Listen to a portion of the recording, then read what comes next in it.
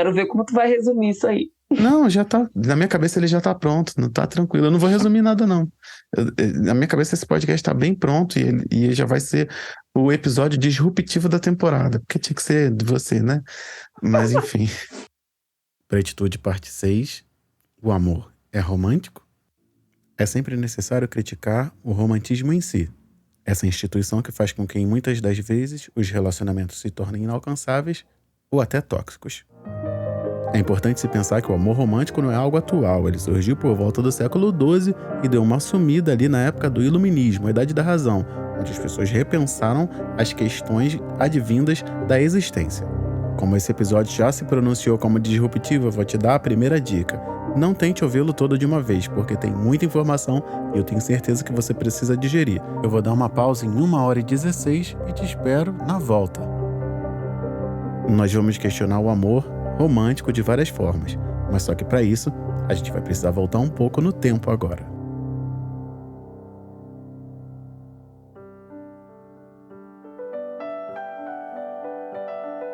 Eu tenho certeza que você já ouviu essas palavras em algum lugar, e aqui vão elas mais uma vez.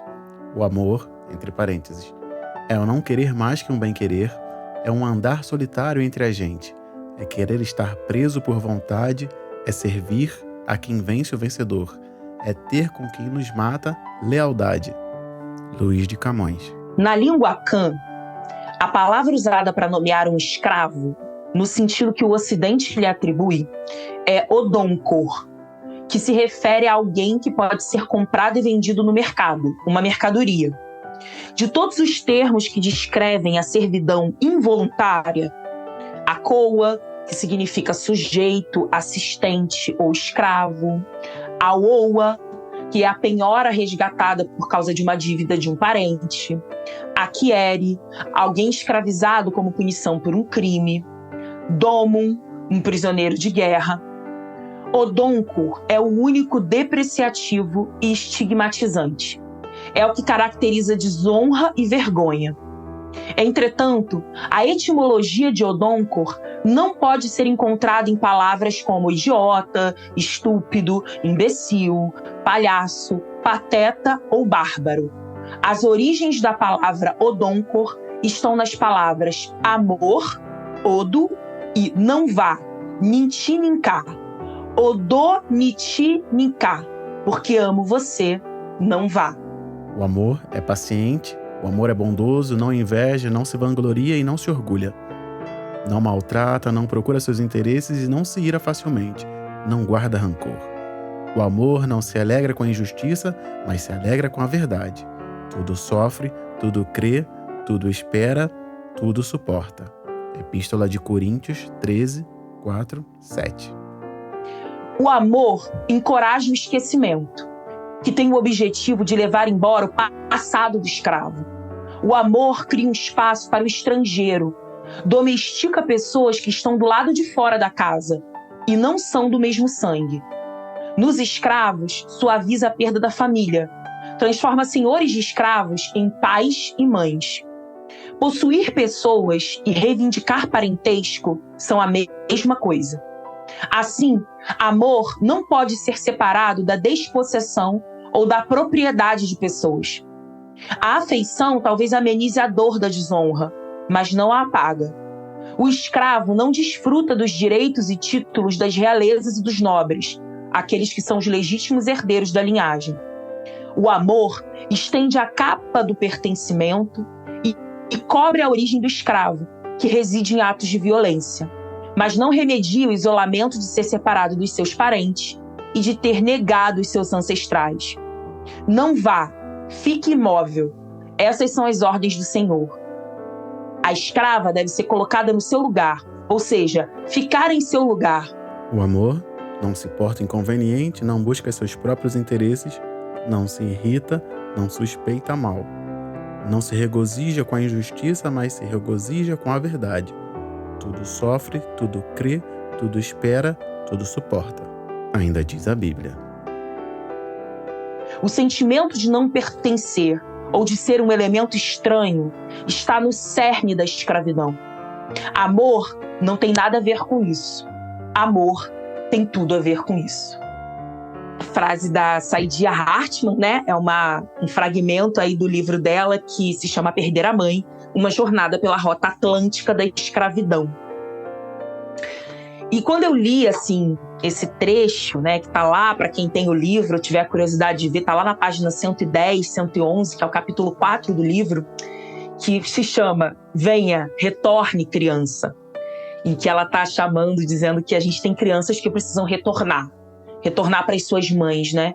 Para sua mãe de origem, que é essa mãe África, do qual fomos apartados e também incentivados a esquecer quem a gente é.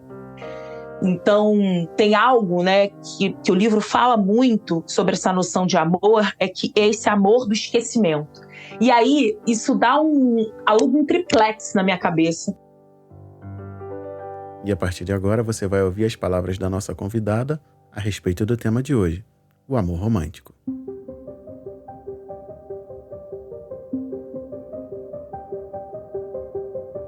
Porque ao mesmo tempo que o senhor de escravo e a senhora de escrava se colocava nesse lugar de mãe, e como isso é forte no nosso presente, quando a gente pensa, por exemplo, no trabalho doméstico, como resquício dessa escravização.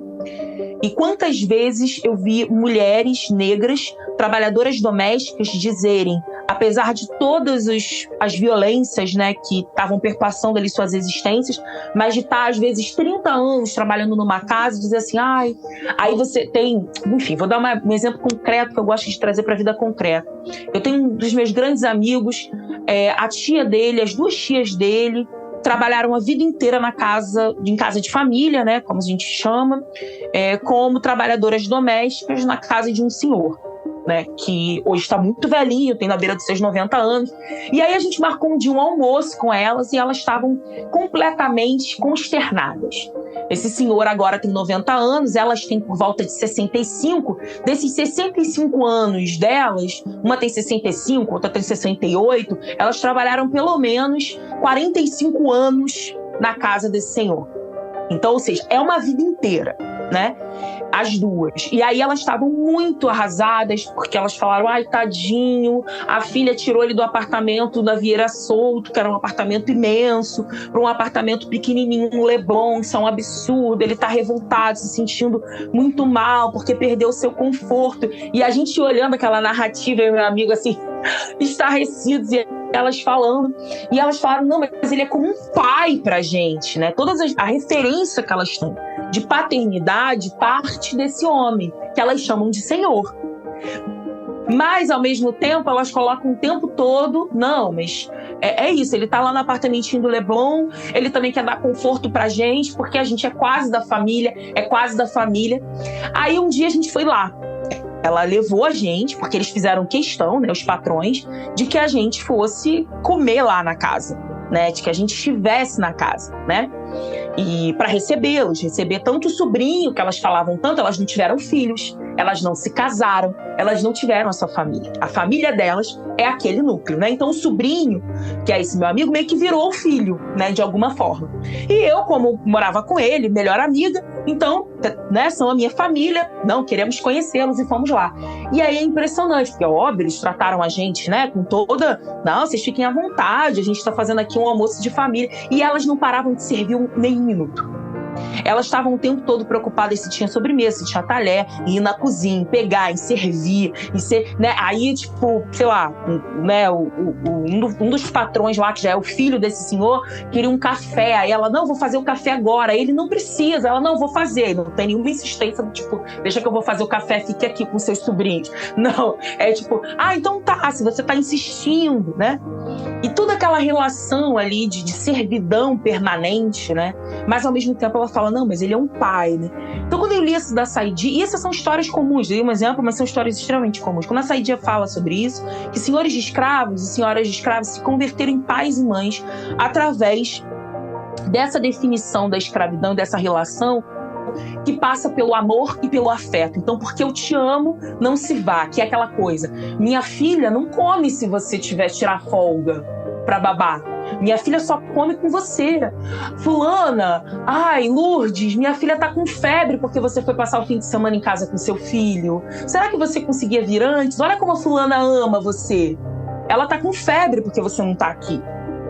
né? Olha como a gente te ama, né? Então é o tempo todo isso, eu te amo, não vá, te amo, você não pode ter sua liberdade, te amo, você não pode construir a sua vida, a sua autonomia, as suas redes afetivas, e aquele sentimento de gratidão permanente que estão nessas trabalhadoras, que é sempre tipo, ah não, mas fizeram tudo por mim, ah não, ajudaram meu filho, ah não, mas eu sou quase da família, e ao mesmo tempo não tá lá no testamento, né? Porque é sobre isso, né? Não tá naquele testamento, não quer naquela linhagem, né?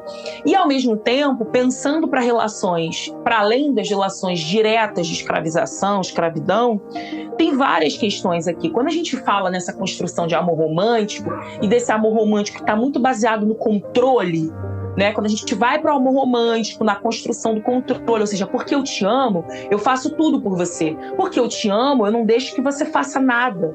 Porque eu tenho medo de te perder. Então não vá, fique aí, fique imóvel, não viva a sua vida, não tenha seus amigos, não construa sua autonomia, não estude, não use as roupas que você quer, não vá onde você quer. Fique comigo, viva o que eu quiser que você viva, viva em função de mim, em função do que eu sou, que é o que constrói os contos de fada, né? Então, as mulheres não têm, por exemplo, nos contos de fada, as princesas, elas não têm autonomia da escolha, elas são escolhidas, e elas esperam a vida por isso, por serem escolhidas. A partir desse movimento de ser escolhida e salva, né? Porque também tem isso, é uma atitude passiva de ser salva, eu preciso ser salva, alguém vai vir, vai me resgatar, vai me salvar, e a partir dali eu vou ter uma gratidão e eu vou ser eternamente servil dentro daquela relação, daquele relacionamento. Então as mulheres, elas devem ser servis aos homens. E a gente é um discurso, é uma narrativa. A mulher deve ser submissa ao homem, porque o homem, ele é o quê? O chefe de família, dentro dessa concepção da família burguesa, né? Dentro da família burguesa, o homem reproduz o que o Estado reproduz a nível macro. No nível micro, é o chefe da família. Então ele é o chefe, então ele manda na esposa, ele manda nos filhos, nas filhas, né? É uma relação de autoridade e não uma relação de construção coletiva, tanto na criação das crianças, como também nesse relacionamento afetivo sexual, né? E aí é o quê? A gratidão, porque é isso, tem que agradecer. E isso vai se reproduzindo das mais variadas formas. Um amor romântico que ele parte exatamente dessa ideia de que se eu amo, não tem liberdade, do amor contrário à liberdade, né? Então, quando ela fala que a escravidão tem tudo a ver com amor, que não tem nada a ver com amor, mas ao mesmo tempo tem tudo a ver com amor, é porque depende da definição de amor que a gente está trazendo. Se a gente está pensando em Odonkor, ela se surpreende porque ela imagina que Odonkor, quando foi para a etimologia da palavra, ela faz muito esses movimentos de etimologia, que eu gosto muito também, da gente ir na origem das palavras. Ela imaginou que tivesse uma polissemia ligada a um pejorativo profundo, porque é uma relação muito desvalorizada, é colocar seres humanos como mercadorias, né? Existem muitas outras relações de servidão involuntária que têm outras definições, e essa é a pior, né? Em algum outro momento do livro ela conta, por exemplo, que Odonkor é tão ruim, é um nome tão ruim, que, por exemplo, as mães que não queriam perder seus filhos ao nascer e tinham medo que espíritos viessem buscar os seus filhos, né? Que tem a ver com a espiritualidade, com essas tradições de matriz africana, né? Proteger os filhos nos primeiros meses, porque, enfim, alguns espíritos podem levar as crianças, etc. Tem a ver com algumas tradições específicas. Elas chamavam os filhos de Odonkor, porque Odonkor é algo tão ruim que nem os espíritos iam querer levar a criança. Então era uma forma de proteger, né? Então, olha o que significou essa escravidão atlântica. O que foi esse tráfico transatlântico negreiro, né? A que ponto, a que diminuição de existência e humanidade nós fomos submetidos e submetidas, né? E o que amor tem a ver com isso? Amor foi uma das justificativas das manipulações narrativas criadas para que a gente acreditasse em algum momento de que a gente poderia ter, a partir dessa sociedade ocidental colonial, uma referência de paternidade e maternidade, uma referência de família, que a gente não precisava da nossa existência, da nossa ancestralidade africana, que ela não servia, que ela era bárbara, era errada, demoníaca, né, criminosa. Então, Então, que a nossa referência deveria ser o modelo de família, de afeto e de construção de relação do mundo ocidental, da sociedade ocidental.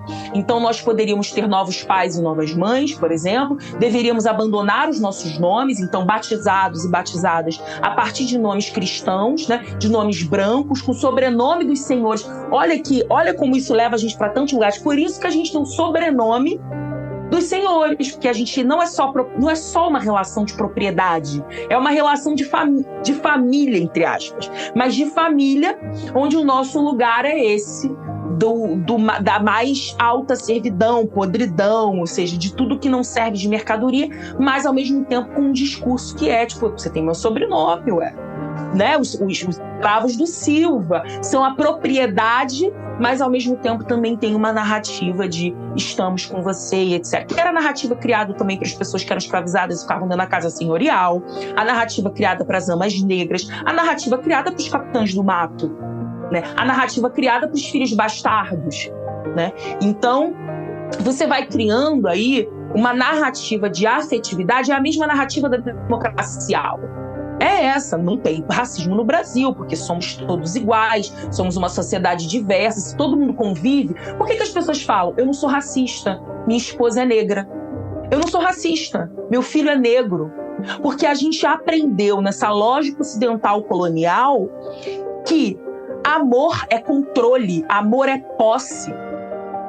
Então, eu posso justificar e dizer que eu não sou violento porque tem amor. Então, a gente acredita e reproduz que onde existe amor, mesmo esse amor posse e controle, não há violência.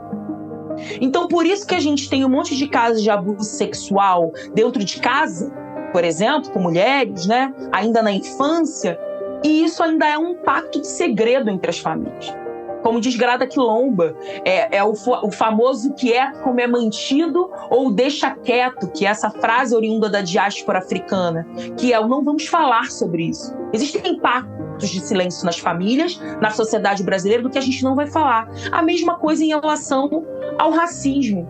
Então, assim, eu não sou racista porque eu me relaciono com uma mulher negra. Eu não sou racista porque eu casei com uma mulher preta, porque eu tive um filho preto. Ou seja, as relações de amor e afeto mascarando essa violência, né, que na verdade está ligado ao não pertencimento, ao não lugar, a uma permanente transitoriedade de estar num lugar que não é o nosso e ao mesmo tempo que nunca vai ser, porque quando você é quase da família, você não é da família, nunca vai ser da família, mas você também não rompe com a condição, não pode, ou muitas vezes também por uma escolha, que obviamente pode ser consciente ou inconsciente, não vai romper com aquele espaço porque é o seu referencial. Então, eu tenho aqui esse apoio e essa proteção desse meu senhor. Se eu saio daqui, eu vou para onde? Qual é meu referencial? Aonde está a minha referência? Aonde está a minha territorialidade? Aonde está a minha identidade? Se eu fui forçado o tempo todo ao esquecimento. E o amor romântico tem tudo a ver com isso. Porque a ideia do amor romântico é exatamente o esquecimento do quê? De si próprio, né? Eu esqueço de mim, eu esqueço quem eu sou, para poder estar sob controle do outro, para poder estar sob controle da outra, para poder ser salvo pelo outro. E eternamente grato por essa situação. Ou seja, eu ainda preciso ser muito grato, porque era muito pior, eu podia estar sozinha, eu podia estar abandonada, né? E agora eu tenho aqui uma família, né? Só que é uma família com um monte de violências, e eu te bato porque eu te amo muito. É por isso que você apanha, eu te amo muito. Eu tenho ciúme porque eu vou bater em você e eu vou te agredir porque você é minha posse. E eu amo muito você, eu não quero que você vá embora. Por favor, não vá embora, né? E uma série de violências que vão sendo reproduzidas nessas relações, né? Então, os contos de fada trazem essa narrativa pra gente. A construção, muitas vezes, também de uma relação, né, que é essa do amor romântico, que traz também uma instantaneidade, ou seja, de que você não constrói uma relação, que essa relação é construída, é o amor à primeira vista, de que existe um clique mágico entre pessoas que vai fazer esse amor acontecer.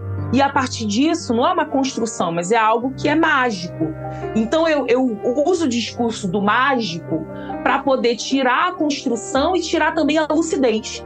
Porque se é construção, eu observo os problemas, eu observo, se eu estou construindo uma casa e tem uma viga que ela tá torta, eu vou olhar. Agora, se é uma mágica, não tem problema, não pode ter problema. Eu não posso olhar a viga torta, a parede descascando, o vazamento do teto. Então, eu não posso identificar os problemas, inclusive para decidir se não vale nem a pena continuar aquela construção daquela casa, se ela vai cair, ela vai ruir.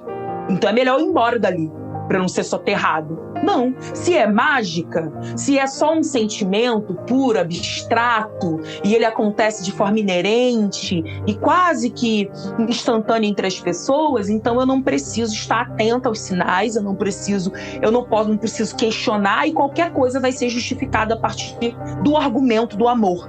Então, eu não vou embora porque eu amo, não vá porque eu te amo, né? E a partir daí a gente tem esse amor posse, esse amor controle, esse amor domesticação dos corpos, das existências, das autonomias, que ele vai desde as relações afetivas sexuais, as relações de parentesco, as relações de trabalho, as relações, enfim, de escravidão, estrito senso, e aí sem questionamento.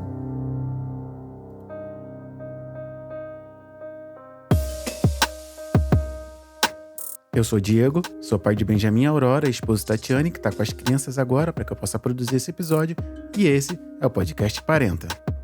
O meu objetivo aqui é segurar na sua mão para que a gente caminhe junto em direção a uma parentalidade preta mais forte, mais potente, que potencialize a nós e as nossas crias. E para isso, a gente vai falar de ancestralidade, pretitude e parentalidades pretas. Esse programa faz parte do universo ainda maior, que se completa e se expande lá no perfil Parentalidade Preta no Instagram. Então, se você tiver alguma coisa daqui que queira levar pra lá, é só me procurar, eu tô à disposição. E a minha conversa de hoje é com a minha amiga Carol, a Dandara Suburbana.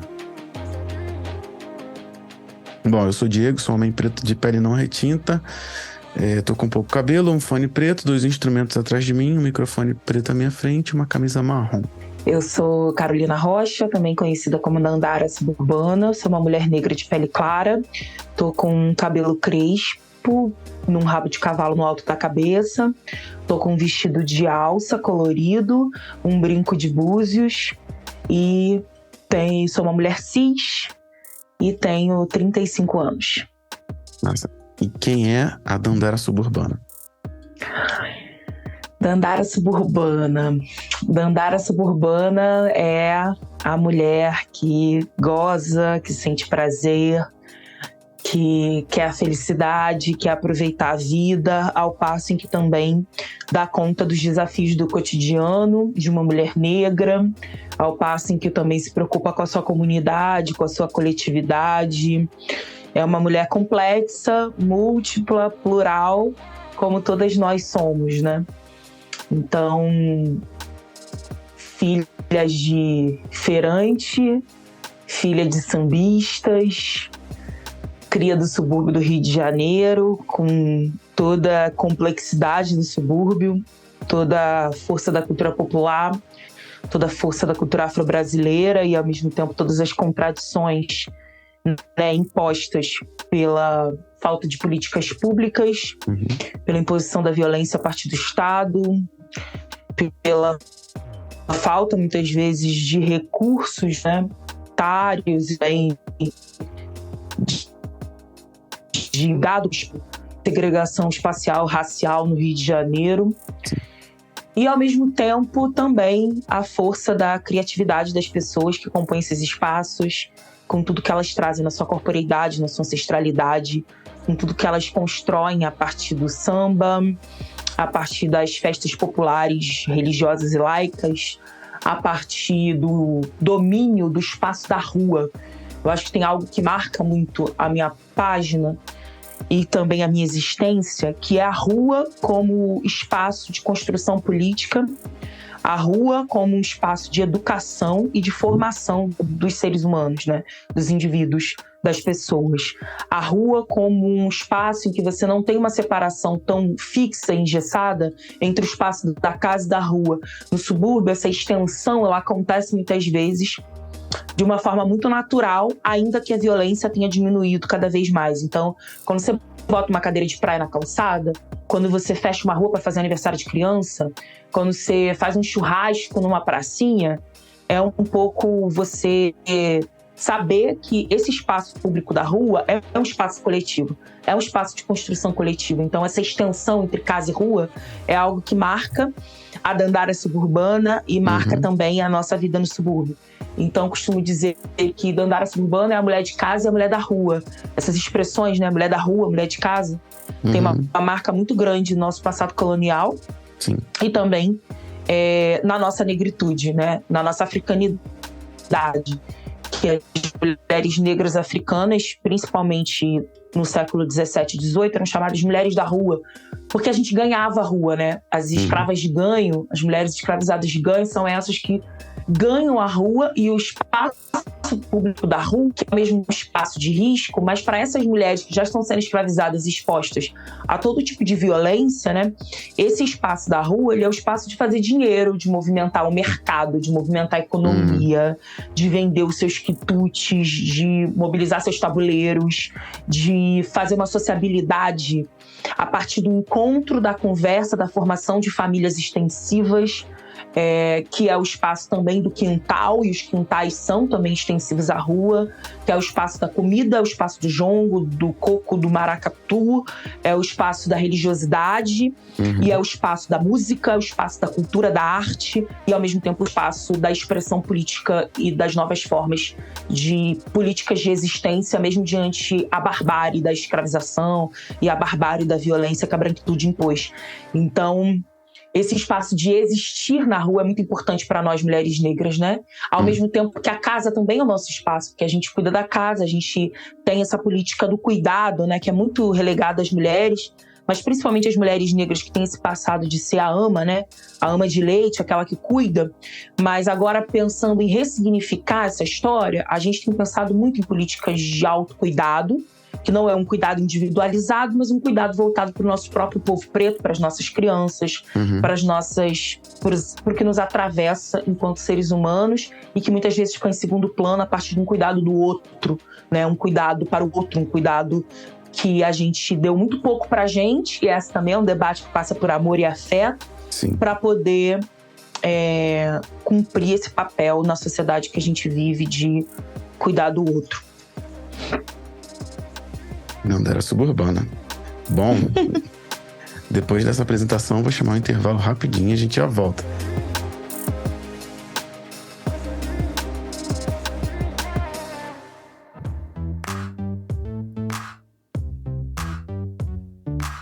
Parenta 19 e nunca duvide da capacidade que um programa pode ter de ser tão diferente dos demais. Chegamos ao meio da temporada. Bom, com certeza, esse programa aqui ele é disruptivo, como a gente falou lá no começo. Eu espero que você tenha gostado dele até agora. Nós chegamos a quase 30 minutos de episódio, não estamos nas trocas, mas a gente já está suspenso em tamanha conversa e quantidade de informações. Bom, era isso que eu esperava de um programa com a minha amiga Carol. E falando nela, eu queria dar as boas-vindas a você que chegou com a Dandara Suburbana para essa conversa. Espero que você fique por aqui, que ouça os últimos programas. Espero que você goste do que você vai ouvir lá. A gente vem desenvolvendo coisas bem bacanas e eu tenho certeza que algumas delas vão chegar perto de você. Bom, se você chegou agora, talvez você não saiba que nessa parte do episódio eu dou uma pausa para falar das coisas que estão acontecendo no Parentalidade Preta, por dentro e por fora, não somente aqui no podcast. A partir desse mês, a newsletter quinzenal do Parentalidade Preta se transformou, ela evoluiu, ela digievoluiu, pega essa referência aí, para uma revista eletrônica quinzenal.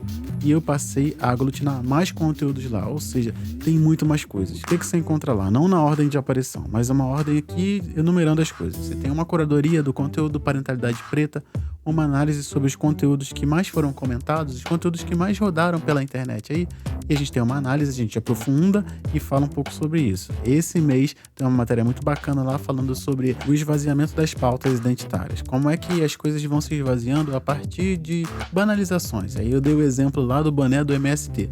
Na revista Parentaverso, a primeira edição, também tem uma entrevista muito bacana com o meu amigo Alan, falando sobre a paternidade dele, que é uma paternidade atípica em vários sentidos. Com certeza você vai se emocionar lendo essas linhas que ele trouxe pra gente. Ainda nessa edição, a gente tem um review voltando no tempo de um episódio antigo do Parentalidade Preta, para você que talvez ainda não tenha ouvido. Eu coloquei algumas coisas lá, fiz uma introdução a respeito do que está sendo desenvolvido naquele episódio. Então, se você quiser ainda dicas do que eu vi aqui do Parentalidade Preta, vai ouvir também. Tem muita coisa bacana lá, eu não vou entregar tudo aqui, eu vou deixar para você num post que vai estar no link desse episódio, algumas coisas que você pode encontrar na nossa revista e eu tenho certeza que você vai gostar. Aí você deve estar se perguntando, beleza, como é que eu acesso esse conteúdo? Chega lá no apoia.se/parenta e você vai saber como acessar os conteúdos exclusivos do Parentalidade Preta e ainda fazer com que coisas grandes aconteçam. Nesse mesmo link, apoia.se/parenta, você vai ter uma descrição da nossa campanha e saber aonde é que eu quero chegar com Parentalidade Preta. Já falei algumas vezes aqui e vou repetir. Eu tenho planos mirabolantes para esse projeto e eu tenho certeza que a gente juntos aqui vai conseguir. Então, se você quiser acessar conteúdos exclusivos, ainda episódios exclusivos, episódios com conteúdos exclusivos nele, como esse, por exemplo, que você está ouvindo aqui no seu agregador, tem perguntas dele que só vão para o pessoal que apoia financeiramente esse projeto. O pessoal que faz isso tudo aqui acontecer. Paga os softwares de gravação, de edição, me ajuda a manter isso hospedado num local seguro e ainda faz com que outras coisas maiores aconteçam. Essas coisas estão lá na nossa campanha. Eu tenho certeza que se você der uma olhadinha lá, o dedo do apoio vai coçar e com certeza você vai encontrar uma faixa ali que caiba no seu bolso. Já vou dizer, todas as faixas possuem recompensas e materiais exclusivos. Dá uma olhadinha lá no apoia.se/parenta.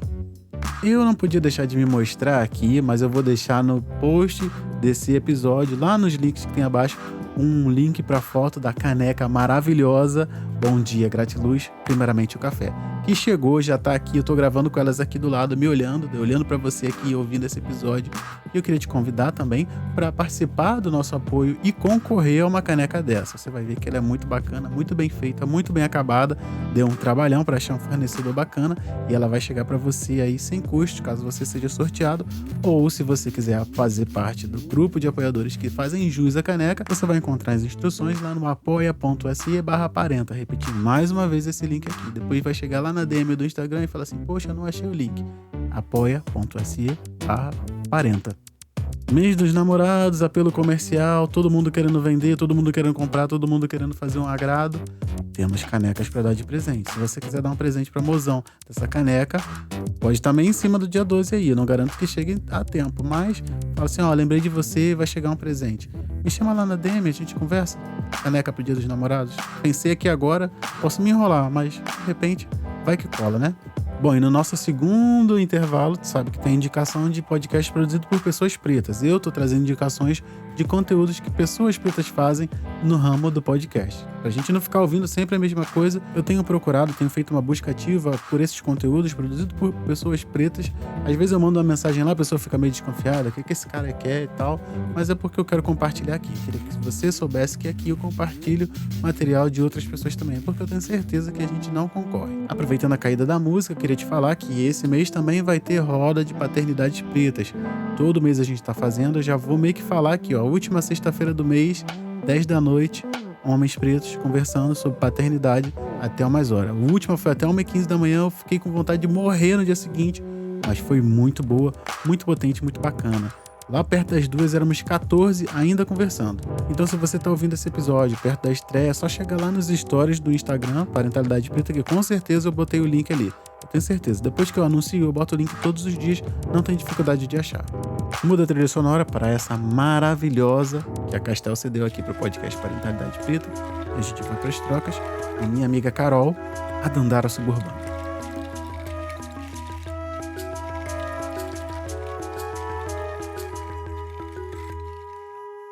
É um livro chamado Perder a Mãe, uma jornada pela rota atlântica da escravidão. E ela vai fazendo essa metáfora da mãe.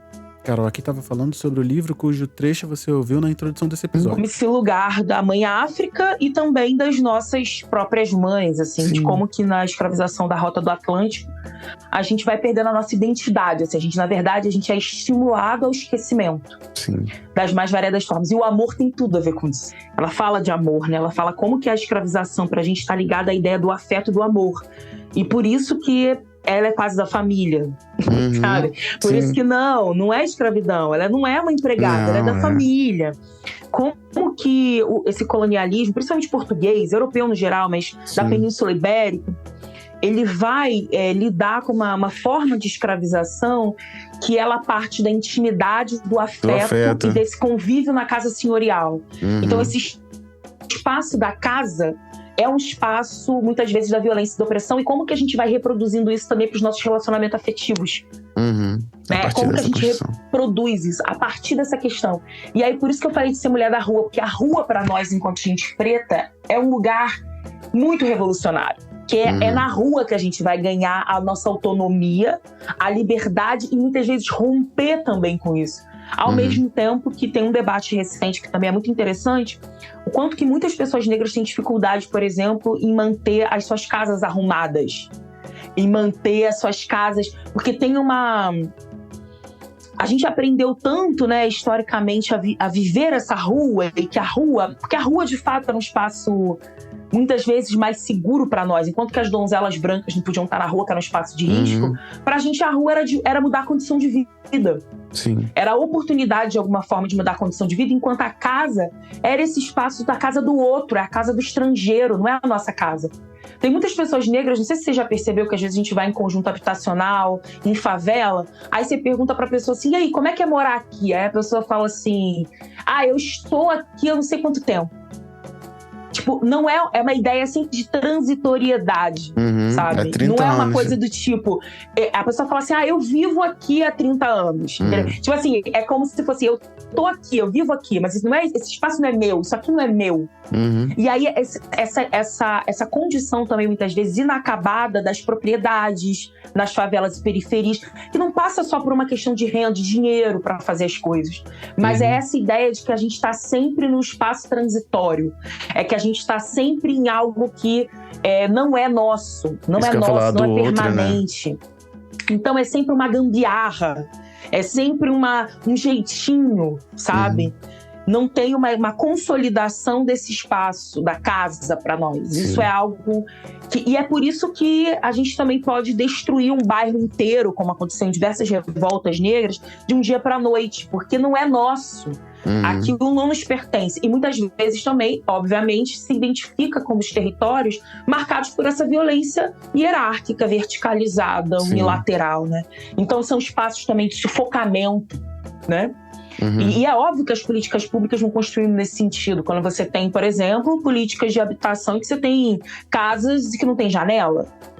Né? Quando você tem, por exemplo, políticas de habitação, que você tem condomínios que são construídos a quilômetros de distância de onde as pessoas trabalham.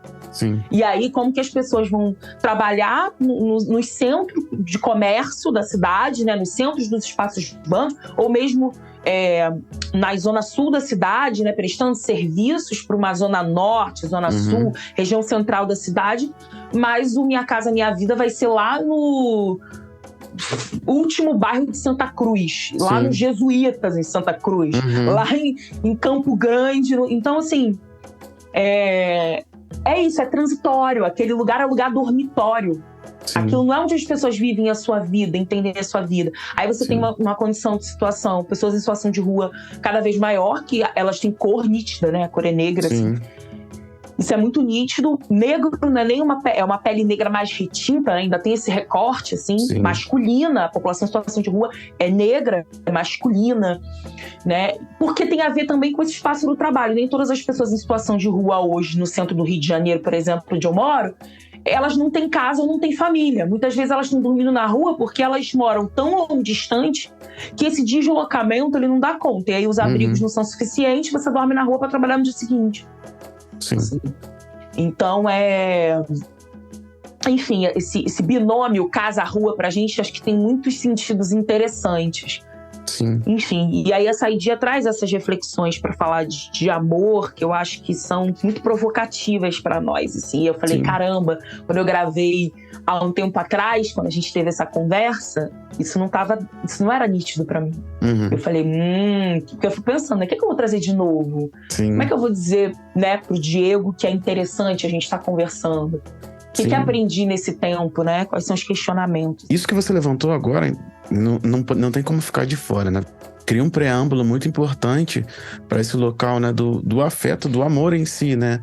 Afinal de contas, se tentando não minimizar a questão, mas se isso aqui não é nosso, eu vou desenvolver o afeto aqui porque se eu tô pronto para jogar isso aqui tudo abaixo na hora que não der certo, sabe? Eu acho que o amor que se desenvolve, não romântico, que é como para nossa construção, mas o afeto tácito das coisas, o meu sofá, é onde eu recebo a pessoa, é onde a gente desenvolve o afeto, as relações, o carinho, o toque. Se isso aqui não é meu, se isso aqui não me pertence, como é que eu vou desenvolver isso nesse cenário, sabe? Eu acho que ter essa percepção e desenvolver isso a partir do não pertencimento, ou melhor, da ausência da posse, né? Desse estado de transitoriedade que você muito bem levantou, também é uma questão, né? Se a gente for parar para fazer paralelos, eu não gosto de fazer comparações, mas quem tem a propriedade desenvolveu toda a sua subjetividade a partir da propriedade, quero dizer, isso aqui eu sempre morei aqui, é da minha família. Eu não preciso me preocupar em... Calma aí, primeiro eu tenho que me apegar a esse espaço para a partir dele desenvolver. Eu não tenho que preparar esse território para plantar amor nele. Porque eu já venho, isso aqui sempre foi assim, eu cresci por aqui, meu avô também cresceu por aqui, sabe? A gente está fazendo esse paralelo com, talvez, eu vou botar posse, mas no lugar da posse eu vou botar cor. Tipo, de quem sempre teve ali naquele território que não precisa se apossar dele, não precisa se apoderar e empoderar daquele território para desenvolver afetos, porque o terreno já está preparado. É só eu ser sensível aqui, eu posso ser sensível, é seguro que eu seja sensível aqui, porque os afetos eles vão fluir naturalmente. Quando você coloca essa questão do pertencimento, da casa e da rua, de quem tá seguro na rua, de quem tá seguro em casa, o que é segurança, né? E a gente pode levar a segurança para vários outros lugares. Acho muito bacana isso.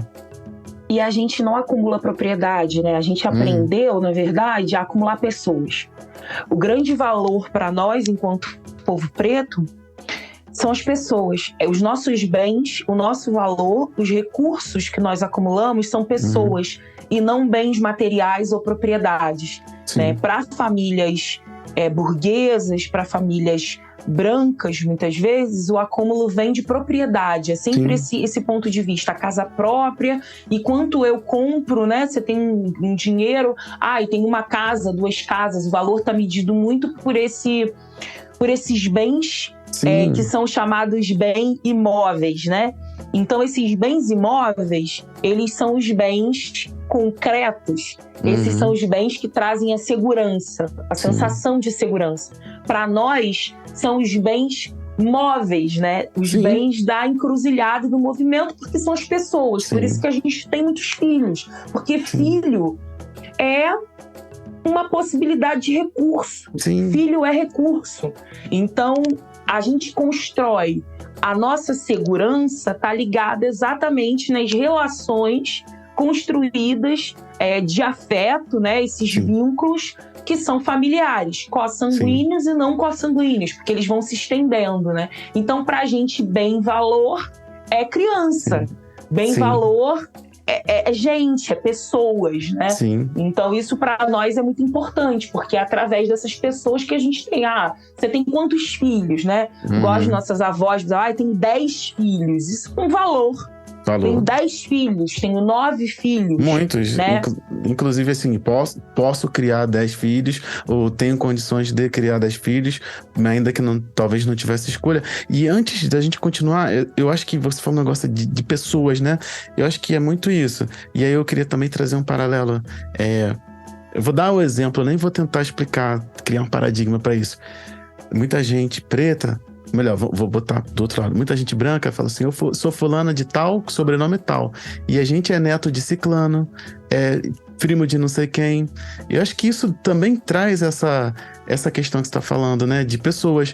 Eu sou da Silva. Então não tem muito o que falar, mas eu sou neto da Julieta, eu sou irmão de Tiago. Aonde eu vou tem um ponto de referência. Agora eu sou pai de Benjamin e Aurora na escola. Então traz essa referência, né? Eu acho que é muito, muito nesse desenho também, né? Meu pai teve 9 filhos, e as pessoas não sabem o meu nome e o nome das minhas irmãs, elas sabem que a gente é filha do Fumaça. Quem é? São as filhas do Fumaça. Aí algumas pessoas falam, é a filha da Eugênia com Fumaça, né? Que é a minha mãe e meu pai. A neta da Dona Gilda. Então as pessoas não sabem meu nome. O meu nome, ele não é tão importante para as pessoas, porque o mais importante são... É isso, é o que você falou, é o parâmetro das relações. Então ela quando a minha mãe e meu pai falecem, que eu me mudo, assim, tem muito a ver com isso. Que as pessoas me encontravam na rua e falavam assim, olha lá, filha da Eugênia. Assim, e aquilo era muito dolorido, né? Que eu tava vivendo aquele luto. E era essas referências. As pessoas não sabiam quem eu era, mas sabia que eu era neta. Às vezes alguém ainda me encontra e fala assim, você não é filha do Fumaça? Eu falei, sou. Menina, e como é que estão teus filhos? Eu falo, não, essa é a minha irmã, é a Tatiane. Ah, menina, mas é importante que as filhas do Fumaça. Aí eu sei que as filhas do Fumaça, que vocês são a cara do seu pai, porque vocês têm o jeito do seu pai, que não sei o quê. Então, esse é o referencial, né, pra gente. E não, tipo, eu sou a Buzanovski, Laura Buzanovski, e aí a pessoa já olha e fala, esse sobrenome é alemão, é italiano, né? Que aí vem um outro parâmetro, né, de colocação no mundo, se coloca de outra forma no mundo. A gente é o filho da Lurdinha, o neto da Lurdinha, né? Da aquele tia Maria. Menino lá, que ninguém precisa saber o nome às vezes, mas sabe de onde vem, de quem é, e de quem é, né? Não de qual família, de quem é, ainda tem isso. Não, né? é de quem é, porque ele é o menino da fulana. Então, assim, tipo, e aí tem uma responsabilidade coletiva e social com aquela criança, que é o menino dela. Então, peraí, como é que ela vai deixar o menino dela solto? E aí tem também a coisa que é a rede das fofocas também, né? As pessoas contarem. Eu me lembro que eu ficava pé da vida com isso, que minha mãe a gente tinha um vizinho na esquina de casa, que era um amigo da minha mãe, e ele ficava pelas madrugadas nos bares e tal. E ele sabia sempre a hora que eu chegava de madrugada, onde que eu fosse. Aí no dia seguinte eu entrava em casa na ponta do pé, pra minha mãe não me ouvir. Aí no dia seguinte eu falava pra minha mãe, me perguntava, que hora você chegou? Eu falei, cheguei 1 hora. Mas mentira, porque o Roberto falou que tu chegou, era 4h30 da manhã, na van de placa tal, que tu tinha cor tal. Então é um pouco isso também. Porque, e aí tem uma coisa da fofoca. Eu ficava muito revoltada porque tinha coisa da fofoca, mas não é só fofoca. É a menina da Eugênia, eu era a menina da Eugênia, entendeu? Então você fala assim, a menina da Eugênia tá chegando ali 1 hora dessa, com quem? Aonde? Né? E aí ele me acompanhava. E ao mesmo tempo era uma segurança, porque ele tava ali de olho. Se eu descia, o espaço que eu descia da van, que eu vinha, né, até andar a minha casa, tinha gente explorando. Podia ser a hora que fosse. Né? As pessoas sabiam, então são essas as nossas... Isso é criar também uma criança com uma aldeia, né? É formar uma vida com uma aldeia de alguma forma. Nos inconvenientes, que isso são as complexidades da vida, né? Não é um olhar tão romântico. Ele tem os inconvenientes, mas ao mesmo tempo é o ruído dessa gente, essa coisa ruidosa, e ao mesmo tempo essa coisa, né, do disse-me-disse, da fofoca, dos rumores, é também o que garante muitas vezes a nossa segurança, é o que garante uma sensação de proteção de família extensiva, é o que garante o cuidado que se estende à comunidade. Tudo isso está atrelado ali, né? Ainda que o objetivo às vezes seja só ter o que falar, né? Sim, mas faz parte, né? Não tem o ônus sem o bônus, inclusive. Não dá pra correr. Maravilha. Eu queria que você dissesse que dentro dessa construção que a gente tá fazendo, a gente até botou aqui, toma cuidado com isso aqui. Dentro disso tudo a gente falou, né? Você falou, na verdade, você falou muita coisa, assim, toma cuidado para não cair nisso tudo aqui. E falando nesse cuidado, né? Eu queria que você falasse um pouco a respeito de como é que você acha que a gente deve falar do amor, né? Que vai chegar, logicamente, por vias desse amor romântico, a partir de um ponto de vista afrocentrado. Como é que a gente deve falar, já que essa é uma construção totalmente ocidentalizada? Para você, como seria seguro falar, já sabendo dessa premissa, dessas premissas, dessas armadilhas, como é que a gente falaria de uma forma segura e afrocentrada? E principalmente sóbria desse amor? Eu acho que tem uma coisa que a Sobunfu fala, né? Do espírito da intimidade, que ela fala que o amor, né? Pelo menos lá para os povos africanos que ela está pesquisando, tem a ver com esse encontro de espírito, né? E não um encontro de corpo, como geralmente a gente denomina aqui no Ocidente, né? quando se forma um casal, forma-se também um propósito coletivo dentro da comunidade, né? Que é o que podemos construir juntos, o que podemos ofertar juntos para a comunidade que a gente vive, né? Será que os nossos propósitos estão alinhados, né? Então, nisso, não faz sentido você ter trocas não recíprocas, porque se um cresce, o outro também precisa crescer. Ainda que isso não precise acontecer de forma homogênea, simultânea, não é isso, essa ideia de reciprocidade no sentido de te dei 5 balas, você tem que me dar 5 balas. Não é isso, mas é uma ideia de que o plano, né, o projeto de família, ele é um projeto político, é um projeto econômico, é um projeto social, onde as pessoas constroem junto ali, né? Então, se eu te incentivo a você construir um projeto que é importante para você, como, por exemplo, sei lá, fazer uma faculdade, né? E para isso, nesse momento, eu vou trabalhar mais para que você tenha o tempo de estudar, em outro momento, você também vai estar contribuindo, de repente, olhando mais as crianças para mim, enquanto eu também estou desenvolvendo um outro projeto. Sim. Enfim, essas coisas, elas caminham juntas, né? Esse propósito mesmo. E essa reciprocidade, eu acho que Exu tem tudo a ver com amor. As pessoas pensam em amor, as pessoas chamam aí dentro da Yorubalândia, né, dos povos yorubás, as pessoas pensam muito em Oxum. Sim. E eu gosto de pensar Exu porque Exu está pensando o amor, quando Exu diz que as trocas precisam ser recíprocas, Sim. que a banca do mercado tem 2 lados, né? Que a gente não pode se anular dentro de um relacionamento, porque se eu estiver me anulando, isso já não é mais sobre um relacionamento e sobre amor. Já não é mais uma construção coletiva. Então, eu preciso me priorizar, mesmo dentro de uma relação, priorizar os meus desejos, né? Eu acho que tem algo também interessante que Exu fala, que é preciso alinhar as expectativas. Quando você está construindo algo em conjunto, você alinha as expectativas. O que você quer? Qual é o seu desejo? A gente precisa ser explícito e honesto com os nossos desejos. O que você deseja? O que você deseja construir? O que você quer nesse momento? Para a gente conseguir alinhar também o planejamento desses desejos em casal, né? Num projeto coletivo, em uma relação de amizade, numa relação familiar, né? Não dá para uma pessoa se anular para outra poder crescer. Isso é um problema, né? Dá sim para a gente conciliar as expectativas e planejar como isso pode acontecer para em algum momento, poder ter mais liberdade para poder fazer um projeto, realizar um projeto e depois ter uma troca também, né? Porque essas coisas vão acontecer. Então, eu gosto de pensar sobre isso, assim, como que a gente, em Yansan, por exemplo, tem um Itan de Yansan que eu amo, que é Yansan rouba seus atributos de seus amantes, né? Que vai mostrando como Yansan, em cada relacionamento que ela teve com todos os seus parceiros, né? Com Ogum, com Oxóssi, né? Com Oxaguian, com Exu, como que Yansan, ela adquiriu algum poder nos relacionamentos que ela teve. Que é uma ideia completamente diferente da ideia do arquétipo feminino da cristandade, que é a da Virgem Maria, por exemplo, aquela do amor incondicional que abnega de tudo para poder amar o seu filho. A própria construção da maternidade para a gente está eivada desse lugar, né? Sim. A mãe, qual é a mãe? A mãe é aquela que não tem sexualidade, a mãe não transa, a mãe não sai, a mãe não tem uma vida própria, a mãe é quase que uma extensão das crias, né? Sim. Como se a mãe não fosse um indivíduo, uma humanidade complexa. Também aí tem uma série de estereótipos que vão sendo construídos muitas vezes, que a gente olha para nossa mãe a partir desse lugar, né? Como se a mãe não pudesse errar, e aí se a mãe erra, é um tombo, né? Parece que é um horror também lidar com isso, porque já tem uma figura idealizada dessa mãe, né? Que não é, que é quase um deificada, é quase isso uma que eu ia falar, santa. deificada, exatamente. Né? E a Yansan tá lá, Yansan significa literalmente mãe dos 9, né? A tradução da palavra Yansan é mãe dos 9. Então Yansan teve 9 filhos. E Yansan é a que ganha seus atributos dos seus amantes. Em cada relação que ela teve, ela ganhou algum poder. Então quando a gente vê ela com escudo, por exemplo, Yansan usa o escudo. O escudo ela conquistou o direito de usar escudo no relacionamento com o Oxaguian. E aí ela usa o escudo para proteger os seus filhos. Com Exu, ela adquiriu o conhecimento e o poder sobre a magia, né? Aí com Xangô, ela vai adquirir o poder sobre os raios.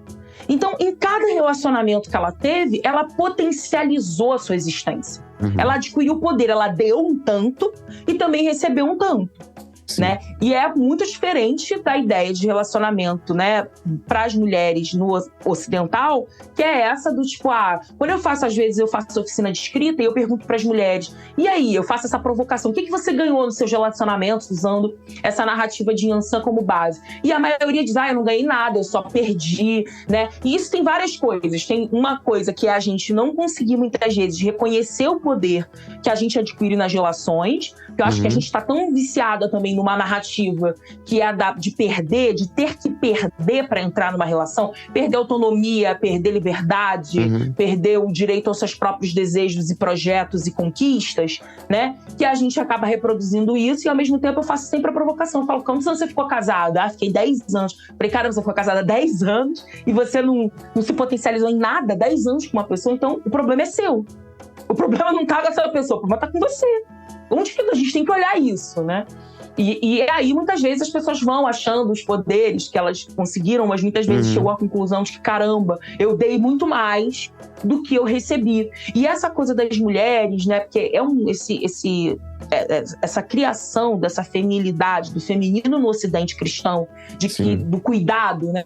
As mulheres como cuidadoras em potencial, e essa coisa do só dar e não receber, do cuidar, mas muitas vezes não se permitir o cuidado. E quando você tá num relacionamento diferente, é até estranho. É até estranho você se permitir ser cuidado. Às vezes, inclusive, não autorizam ser merecedoras de cuidado. Né? Porque aí tem várias coisas. Você afasta o lugar do cuidado, você afasta a outra pessoa do lugar do cuidado. Por quê? Porque esse lugar também de só cuidar e de só dar, ele também é um lugar do controle.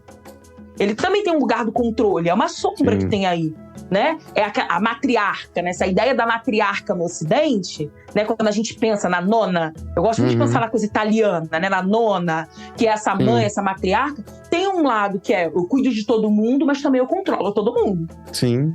Né? Então também tem um controle no meio disso. Então será que eu estou disposta a ser cuidada, mas também abrir mão do meu controle?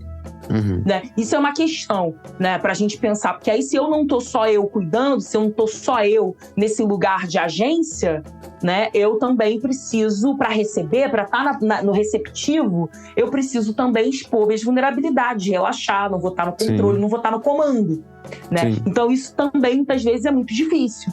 Né? E eu acho que com as mulheres negras tem uma questão histórica para nós. Nós aprendemos que nós precisávamos dar conta de tudo. Porque nós viemos de uma situação em que os nossos homens, primeiro, alvo de genocídio, né? Genocídio deflagrado, muitas mulheres sozinhas, muitas mulheres precisando... homens encarcerados, homens assassinados, homens trabalhando de forma sumariamente, porque as mulheres, os homens morrem muito mais cedo, os homens negros, do que as mulheres negras, né? Uma série de questões, além do genocídio, também essa questão da própria saúde, do trabalho forçado braçal, ou seja, de um desgaste físico muito maior com a sua saúde, do não cuidado médico, porque não existe uma construção, né, de narrativa, de imaginário, que coloca esse homem numa posição de ser cuidado, de cuidar da saúde, de olhar para a saúde como se isso fosse importante. Então, esses homens morrem muito cedo, né? E aí as mulheres, elas estão nesse lugar de serem as lideranças dessas famílias, as lideranças dessas comunidades, né?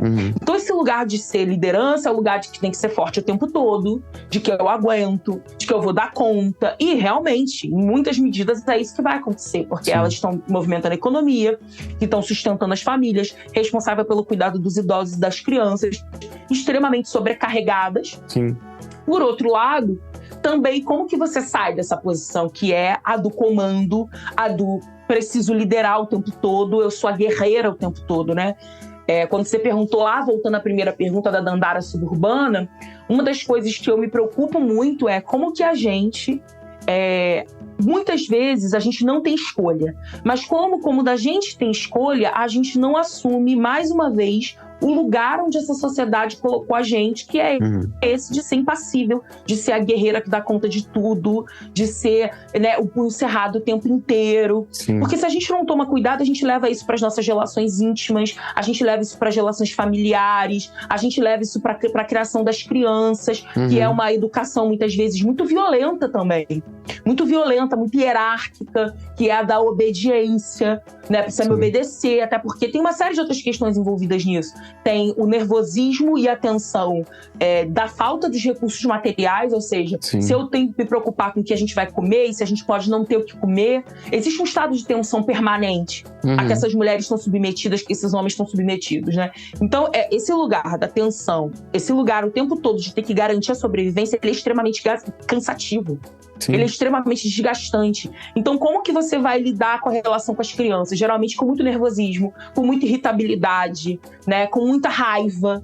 Porque aí a Audre Lorde fala isso, o quanto que a gente transfere a raiva que a gente sente dentro do colonialismo, a raiva que nos atravessa pelas relações racistas de servidão, e a gente acaba despejando essa raiva exatamente nos nossos afetos íntimos, exatamente para quem a gente ama. Então, a Audre Lorde tem um exemplo que ela fala, se eu peguei um ônibus e o motorista foi extremamente racista comigo, eu chego em casa e eu vou descontar isso no meu filho e na minha filha.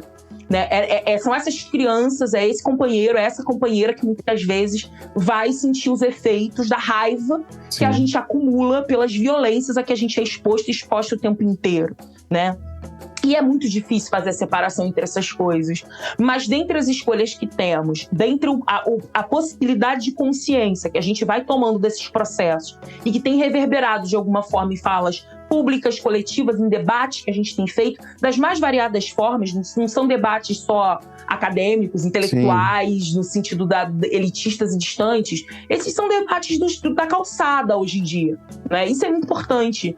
E aí, como que a gente faz esses debates, até para quem vai discordar, né? Dizer, não, tem que apanhar mesmo, criança tem que apanhar. Esse negócio de que criança não pode apanhar, isso aí é mimimi, porque eu sempre apanhei, e é isso mesmo. Por que criança apanha? A mãe tem medo? A mãe preta, periférica, favelada tem medo? O pai tem medo? Tem muito medo. Tem muito medo, né? Tem o medo em cima disso, tem o controle, porque você tá o quê? Numa comunidade, num bairro, num território marcado pela violência do Estado, marcado por relações assimétricas, por desigualdades abissais, né? Então, como que você garante isso? E, ao mesmo tempo, como que você também... E como que a gente também vai vendo que os traumas vão se reproduzindo, né? Então, tipo, eu sempre apanhei e não aconteceu nada comigo. Aconteceu sim, né? Muitas vezes é um pai ou uma mãe emocionalmente distantes, né? Que não conseguem estabelecer vínculos afetivos, enfim, não conseguem demonstrar vulnerabilidade, né? Extremamente sobrecarregados sem conseguir muitas vezes falar sobre isso, né? Se comunicar sobre isso, tem dificuldades múltiplas das mais variadas formas, né? Mas é como a gente aprendeu a ser criado, né? Eu sempre falo, minha mãe era uma mãe dessa do amor incondicional, o que for preciso por você, se tiver que matar e morrer, eu vou matar e morrer, mas não era do toque, não era do beijo, não era do abraço, não era do carinho, tava sempre muito brava, né? Mas engole o choro, né? Engole o choro, sabe? Você não pode chorar, minha filha. Você tem que ser forte, porque você é preta, você é mulher, você é pobre. Então você precisa ser a melhor, você precisa ser forte. Engole o choro, né? Você se segura. Para os homens, então, imagina, homem não chora, né? Mas era coisa do tipo, não dá pra chorar na tua frente, né? E também não dá pra ficar de muito denguinho, porque isso aí enfraquece a gente. A gente precisa estar forte, a gente precisa estar pra luta, a gente precisa estar com a carcaça dura, né? E aí, como hoje a gente pensa sobre tudo isso e a gente consegue construir relacionamentos no geral, afetivos no geral, mais saudáveis, né? No sentido de fazer o que a Bell Hooks sempre fala. A Bell Hooks fala sobre essa desfragmentação das famílias negras no processo de escravização, que foi intencional, né? Porque se a gente perde a nossa referência de família, a gente vai ser, o nosso pai e a nossa mãe vai ser o senhor de engenho, como a Saidinha estava falando. Então você vai desfragmentando essas famílias, perdendo esse referencial de família, perdendo essa construção de afeto, tendo que lidar com uma dureza, né, uma aspereza que é muito grande, né, que em alguma medida a gente ainda lida nesse país, não exatamente da mesma forma, tivemos avanços, né? Não sou essa pessoa que gosta de pensar que tá tudo igual, porque não está, mas em que é muito desafiador, né? Ser uma pessoa negra, construir uma família enquanto gente preta nesse país, e ao mesmo tempo como que a gente recupera esses vínculos, como que a gente desassocia amor de sentimento, vai para a ação.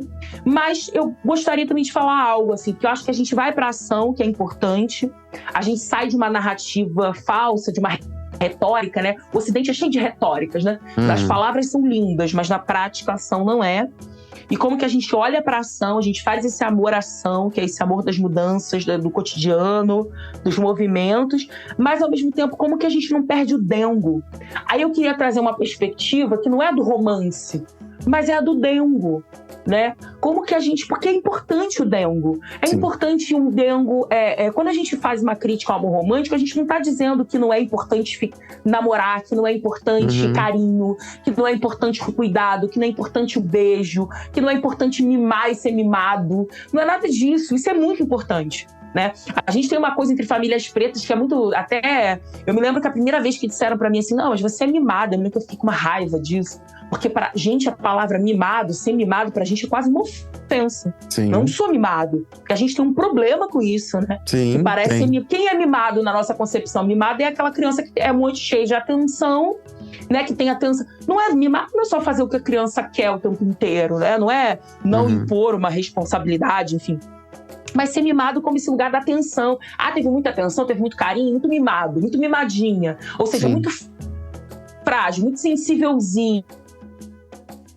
Respeito com a sensibilidade, com a emoção. Carolina Maria de Jesus falava, a emoção é um direito. A emoção é um direito, a gente não se dá direito à emoção. A gente não se dá direito à sensibilidade. Outro dia eu fui pra terapia, aí tava chorando horrores na terapia, eu falei assim, nossa, eu tô muito cansada e muito sensível. Eu falei como se fosse um problema. Aí meu terapeuta olhou, um homem preto, olhou pra mim e falou assim, que bom que você tá sensível. Que bom. Que bom que você tá sensível. Que bom que você tá sentindo. Imagina se você estivesse muito cansada e tivesse sem sentir nada. Né? Difícil. Então, a gente... E aí eu percebi que o absurdo, né? Como que a gente tem uma relação com essa negação da emoção. A negação de reconhecer, inclusive, as nossas emoções. Não só as emoções consideradas bonitinhas, alegria, afeto, mas também a raiva, a tristeza. Não dar espaço para as emoções. A gente reconhecer esse lugar do dengo como um espaço de potência. Né? Tá tudo bem. E da sensibilidade como espaço de potência. Né? E sair dessas metáforas que é do amor sólido. O que é um amor sólido? Relacionamento sólido. Olha a nossa ideia de um bom relacionamento, é o sólido. Que porcaria é essa de relacionamento sólido? A gente é pedra, até pedra se desgasta com o tempo, mas enfim, não existe sólido. A gente, um relacionamento bom não é um relacionamento sólido. Tem uma poesia minha que eu falo que eu falo assim, se não for relacionamento sério, pode ser brincadeira de criança, porque gostar na brincadeira é um luxo, né? Então, assim, gostar na brincadeira é um luxo. Então, como que a gente recupera também o riso, a brincadeira, o lúdico, como uma perspectiva importante, a sensibilidade, a emoção, né? Porque senão a gente fica reproduzindo exatamente o que o colonialismo projetou pra gente, né? Que é esse lugar de uma dureza e ao mesmo tempo de uma gratidão eterna, essa sensação que a gente tem também de abandono e carência, que é algo que perpassa os nossos corpos. Tem um debate recente de solidão da mulher negra, que eu acho que a gente vive um processo de solidão enquanto população negra, porque solidão é você ir no atendimento de saúde e você não ser bem tratado, porque as pessoas olham pro teu corpo preto e acham que ele tá fedendo. Né? De você não ter um toque de um médico que não vai tocar uma criança preta, porque ela é preta. Então isso é um processo de solidão. A gente recebe muito menos toque ao longo da vida do que pessoas brancas. A gente não é tocado, porque as pessoas não chegam perto. A gente é animalizado, a gente é um bicho. Ou é o toque do abuso, do controle, do abuso sexual, do controle. Ou não é o toque do carinho. O toque do carinho a gente quase não recebe, porque a gente aguenta mais dor. A gente não precisa de anestesia, a gente aguenta mais dor. O quadril é largo da mulher preta para aguentar a dor. Os homens negros, animais, ou touros sexuais reprodutivos, ou animais potenciais estupradores e bandidos. Como que você toca esse corpo? Você não toca esse corpo com afeto. Então a gente está muito pouco acostumado ao toque. Às vezes a gente até estranha. Eu estranho às vezes quando alguém, principalmente que eu não tenho muita intimidade, toca assim o corpo, né? Isso é um desconforto, porque peraí. Eu me lembro que a primeira vez que eu comecei a fazer massagem, isso era uma sensação de tortura pra mim. como assim? Como receber o toque pra gente é problemático, né? Muito. E muitas vezes dar o toque também. Porque aí é fraqueza, eu tô demonstrando fraqueza. Sim. Porque eu também tenho... Porque a gente adere às concepções e às definições que essa sociedade colonial faz de nós. Não precisamos de muito afeto, não precisamos de muito nhen, não precisamos de muito mimimi, não precisamos de muita coisa. E não à toa, quando querem falar pejorativamente da gente, fala mimimi, né? Que é exatamente isso, tá muito mimimi. Por que a gente não pode ser mimimi? Por que a gente não pode? Muito sensívelzinha. Sim, somos muito sensíveis. Sim. Né? Então a gente meio que adere à construção de narrativa criada sobre os nossos corpos. Então a gente vai aderindo a esse lugar da guerreira, aderindo a esse lugar da eu não preciso de ajuda, eu sou imbatível, eu não preciso de ninguém, eu não preciso de homem pra nada, né? Foi isso que eu aprendi. Você é criado, você não precisa de homem pra nada, entendeu? Você não precisa de homem pra nada, não preciso que ninguém me ajude, né? E aí eu dou conta, e isso gera um espaço de abandono, de carência, de solidão, que a gente já traz como banzo desse passado escravocrata, porque a gente tem uma sensação de abandono, afinal a gente tem um não pertencimento a essa terra, porque o tempo todo, todas as instituições deste país dizem pra nós que nós não pertencemos a esse espaço. A gente circula pela cidade, o recado nítido que a cidade diz pra gente é: você não é bem-vindo. Você não é bem-vindo. Esse espaço não foi projetado para você. Principalmente os espaços que são bem cuidados. Principalmente os espaços que são esteticamente belos, bonitos, cheirosos. São esses os espaços que têm placas. A gente não teve um apartheid com placas físicas, mas a gente tem um apartheid social velado, que são placas que dizem: você não é bem-vinda, você não é bem-vindo aqui. Sim, de fato. Então a gente tem esse recado o tempo todo. Onde que a gente é bem-vindo? Nos espaços do improviso. No improviso. No que está mal construído. Né? Do que vai ser aonde? Aonde que a gente vai construir uma casa dentro do centro urbano, onde também tem mais trabalho? É em cima de uma barreira que pode desabar. Sim. É com um monte de casa uma em cima da outra, como, por exemplo, as construções nas favelas. E eu não estou dizendo que isso não tem um potencial urbano, arquitetônico e criativo. Tem, mas não dá para você ter 54% da população brasileira vivendo no improviso. De fato. A gente é colocado nessa condição do improviso. Aí a política pública não chega, o saneamento básico, ou seja, o básico, não chega. E a gente parece que está vivendo sempre nesse lugar da sobrevivência, do limite, do lugar dormitório, porque aí, porque as pessoas pretas não ficaram na rua, não ficaram em casa durante a pandemia. Como que você mantém uma família de 6 pessoas numa casa de um cômodo? Sim. Num calor de 40 graus do Rio de Janeiro? A rua é a nossa casa, a gente ocupa a rua, porque muitas vezes também as condições de moradia, elas são inapropriadas, elas são insalubres, elas são desconfortáveis. Então esse lugar da rua, da circulação na rua, de fazer as coisas na rua, quantas pessoas pretas a gente conhece que não querem ir para casa? Parece que adia o ir para casa, né? Porque é na rua. Aí a sociabilidade é na rua, aí a última cerveja é na rua, né? Tudo tá acontecendo ali na rua, quando nem ir pra casa já é morto de cansaço pra dormir. Sim. Porque qual é a relação que a gente constrói com casa? Né? Então é essa relação da transitoriedade, essa relação do tipo, você tá aqui, você vive aqui há quanto tempo? Eu vivo aqui há tanto tempo. Não é assim, eu sou daqui. Você é daqui? Você pergunta para uma pessoa preta, você é daqui? A pessoa vai dizer, eu vivo aqui há 10 anos. Não é eu sou desse lugar, eu vivo nesse lugar há tantos anos. E por isso a gente transita tanto também, né? Tem muitas migrações, assim. A gente pensa no povo nordestino, por exemplo, né? Que muitas vezes não se reconhece nesse lugar de povo preto, né? Mas é um povo preto. A gente está pensando também nesses trânsitos, né? Que são dos mais diversos, que é esse lugar do transitório. Você está num lugar, daqui a pouco você está em outro, daqui a pouco você está em outro, né? Enfim, e tudo muito improvisado, e sempre na iminência do risco, de alguma forma, né? Então, isso é muito complexo. E aí esse debate da solidão da mulher negra, por exemplo, ele é um debate que vem muito calcado nesse lugar de um abandono e de uma carência, né? E aí esse lugar do abandono e da carência, acho que a gente carrega mesmo como uma ferida ancestral, uma ferida colonial, né, que é colocada para nós. Essa é a pausa que eu programei. Dá um tempinho, se você quiser voltar amanhã, fica à vontade. Mas, ao mesmo tempo, o que a gente está disposto e dispostas a construir? né? Eu acho que a gente precisa estar atento e atenta a isso, porque hoje a gente tem que tomar cuidado com as reproduções. Quando eu vejo meninas de 16 anos dizendo que vivem a solidão da mulher negra, eu fico assim, caramba, assim, 16 anos, você tem 20 anos. Que solidão Cara, é essa discussão é tão profunda, tão necessária, sabe? É que eu nem me julgo no direito de fazer, mas sim, é por aí, né?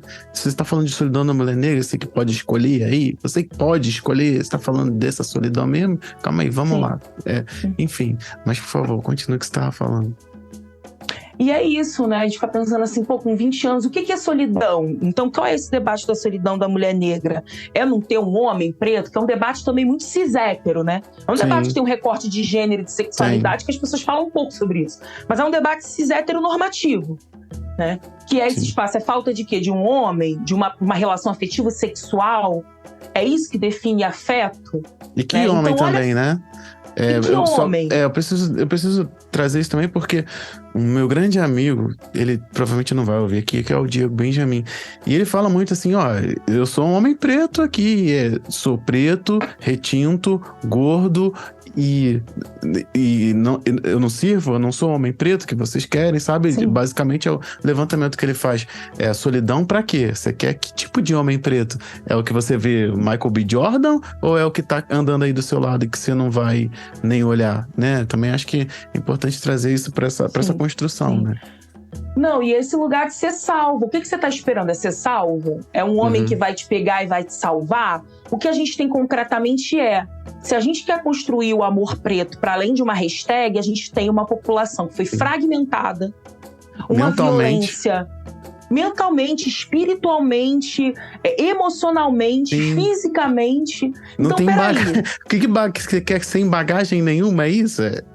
Esse relacionamento, essa construção de relacionamento entre pessoas pretas, ela é atravessada por uma série de feridas, de traumas e também por uma série de potências. Sim. Né? Porque é isso, a gente carrega os traumas e carrega também a potência dessa ancestralidade desse povo, que tá aí. Tantos projetos de extermínio pra gente, a gente tá 54% da população. O plano era esse, né? O plano de Oliveira Viana não era esse, que nos anos 2000 não teria mais preto no Brasil? Sim. E olha aí, né? Estamos em 2023, somos 54% da população. Ainda somos mais, porque muita gente nem quer se dizer preto. Então, olha só. Então, a gente também carrega essa potência. Mas assim, a gente vai ter que lidar com esses atravessamentos. Não é a construção do romance do conto de fada. Não. É a construção de um relacionamento que vai precisar lidar com os atravessamentos. E aí é preciso ser muito lúcida e muito lúcido com o que a gente tem de panorama dessa sociedade. Com o que a gente constrói. Olha quanta coisa a gente falou aqui. Olha como é profundo esse debate de amor. Demais. Então, assim, não dá pra reduzir isso ao conto de fadas. Eu vou encontrar um príncipe musculoso, lindo, do cavalo branco, ele vai me salvar, ele vai mudar a minha vida. Não, é disposição pra construir. Sim. É disposição pra construir essa casa, inclusive observando as rachaduras e o tempo todo dizendo o que é passível de consertar e o que precisa jogar fora. E jogar fora não é jogar fora as relações. Porque eu acho também que a gente parte muito disso hoje, né? Então não serve, joga fora, né? Eu acho que sim, acho que tem relações, principalmente são mediadas por violência e abuso, que não tem como você lidar. Eu não acho que a gente tem que curar ninguém, né? Não acho que a gente faz processos. O máximo que a gente consegue é afetar as pessoas, e aí cada um vai fazendo os seus processos de cura, de autocuidado, mas precisa que as duas pessoas estejam dispostas a isso. Não dá pra gente obrigar ninguém a fazer isso, e ninguém vai ser redentora, a Pepeca redentora, que vai salvar, entendeu? Aquela figura que gera, né? Às vezes, inclusive, as pessoas têm essa ambição, né? Isso é até uma prepotência, né? Uma arrogância, né? Então, tem uma pessoa que tem relações super desfragmentadas, uma relação ruim com o afeto, ela não quer se rever, ela não tá disposta, e aí vou eu, que sou muito maravilhosa, que vou salvar aquela pessoa. Não vai salvar. Cada um tem seu tempo, tem seu momento. Se a pessoa não quiser, ela não vai fazer isso, né? E por que a gente continua insistindo nisso? Porque parece que é melhor insistir numa relação violenta e de abuso, muitas vezes, do que assumir um lugar que a gente não quer assumir, que é esse lugar que a gente tem essa resma do abandono. né? Esse lugar dessa resma de uma carência. Então, peraí. Então eu vou me degladiar inteira, vou me escalpelar inteira para poder me fazer caber numa relação, para poder não estar sozinha, né? E isso é muito complexo, porque você vai se ferir, isso tem uma série de consequências, né? Que elas não acabam, até quando acabam as relações, elas continuam por muito tempo depois que essas relações já acabaram, né? E isso traz umas consequências muito danosas. Então a gente precisa também ter uma autorresponsabilidade com quem a gente é. A gente precisa se amar, né? Eu gosto muito do candomblé, não só por ser uma mulher de terreiro, mas pela perspectiva de que se eu sou filha de Xangô, eu sou Xangô nessa terra, então peraí. Né? De vez em quando eu levanto assim e falo, gente, eu sou filha do rei, peraí, não é possível. Não é possível. Não posso fazer isso comigo, né? Então a gente também tem que se observar no sentido do que a gente merece, não merece, e não tá nesses cantos. Isso tudo é muito fácil de falar, mas a vida prática, ela impõe outras dinâmicas, mas eu acho que a gente precisa estar atenta. Acho que não tem receita de bolo, não tem bula, mas ela tem observação. A gente observa, a gente percebe, e eu acho que quando diminui essa afobação da expectativa do romance, do amor romântico, não é nem do romance, né? O romance pode ser bom, ser romântico é bom, né? Que carinhoso, não é sobre isso, mas essa perspectiva de a gente fugir dessa cilada de uma construção de amor romântico ocidentalizado e colonial, ela também dá pra gente um pouco mais de calma. Sim. Porque o que eu tenho observado também é que nós estamos muito desesperadas. Eu vou falar no feminino, que é o meu lugar, né? E esse desespero, ele nos coloca em muitas ciladas. Esse desespero, essa carência extrema. Porque o que o amor romântico diz? Você só é completo se você tiver um par romântico. Isso não é verdade. A gente constrói relações afetivas que são feitas com amigos, com amigas, com parentes. Então, assim, a gente não pode colocar todas as fichas da nossa vida numa relação afetiva sexual. É verdade, não. Numa pessoa. Na verdade, não é nem numa relação afetiva sexual, né? É numa pessoa, numa pessoa única. É aquela expectativa da salvação. Então, tudo que eu tenho, eu direciono para uma única pessoa. Isso é óbvio que vai ser um problema. Essa pessoa pode ser, inclusive, muito maravilhosa. Mas ela um dia pode querer ir embora, porque ela tem direito de ir embora. Porque ela tem direito de se desapaixonar. Tem uma coisa que a gente não controla, é desejo. Um dia eu posso te amar, te desejar, e no outro posso... Não, que eu sou perversa porque eu não te desejo mais? Não. Eu sou uma pessoa. Os desejos mudam, tudo muda. A gente muda hábitos, a gente muda comportamentos, a gente muda relações. Por que a gente não pode também variar desejo? E aí, se um dia essa pessoa não quer mais estar comigo, se o plano dela mudou, se o plano não é mais construir essa família, mas é um outro plano, essa pessoa vai ser uma perversa por isso? Não. Então a gente não pode colocar todas as fichas. A gente precisa investir também no amor da gente. Tem o amor também pelos nossos... Eu que sou de terreiro, o amor pelo orixá, o amor pela gente, o amor político. A Bell Hooks fala muito sobre isso. Um tipo de amor também que é o amor de comunidade, o amor político, o amor que quando eu tô aqui falando com você sobre todas essas coisas, tem amor. Isso aqui é uma relação de amor também. De fato. Que é o amor o quê? Pelo que eu acredito, né? O amor pelo que a gente acredita, pelo que a gente tem como ideal, pelos nossos sonhos, pelas transformações e pelas mudanças que a gente quer ver no mundo. Isso também é amor.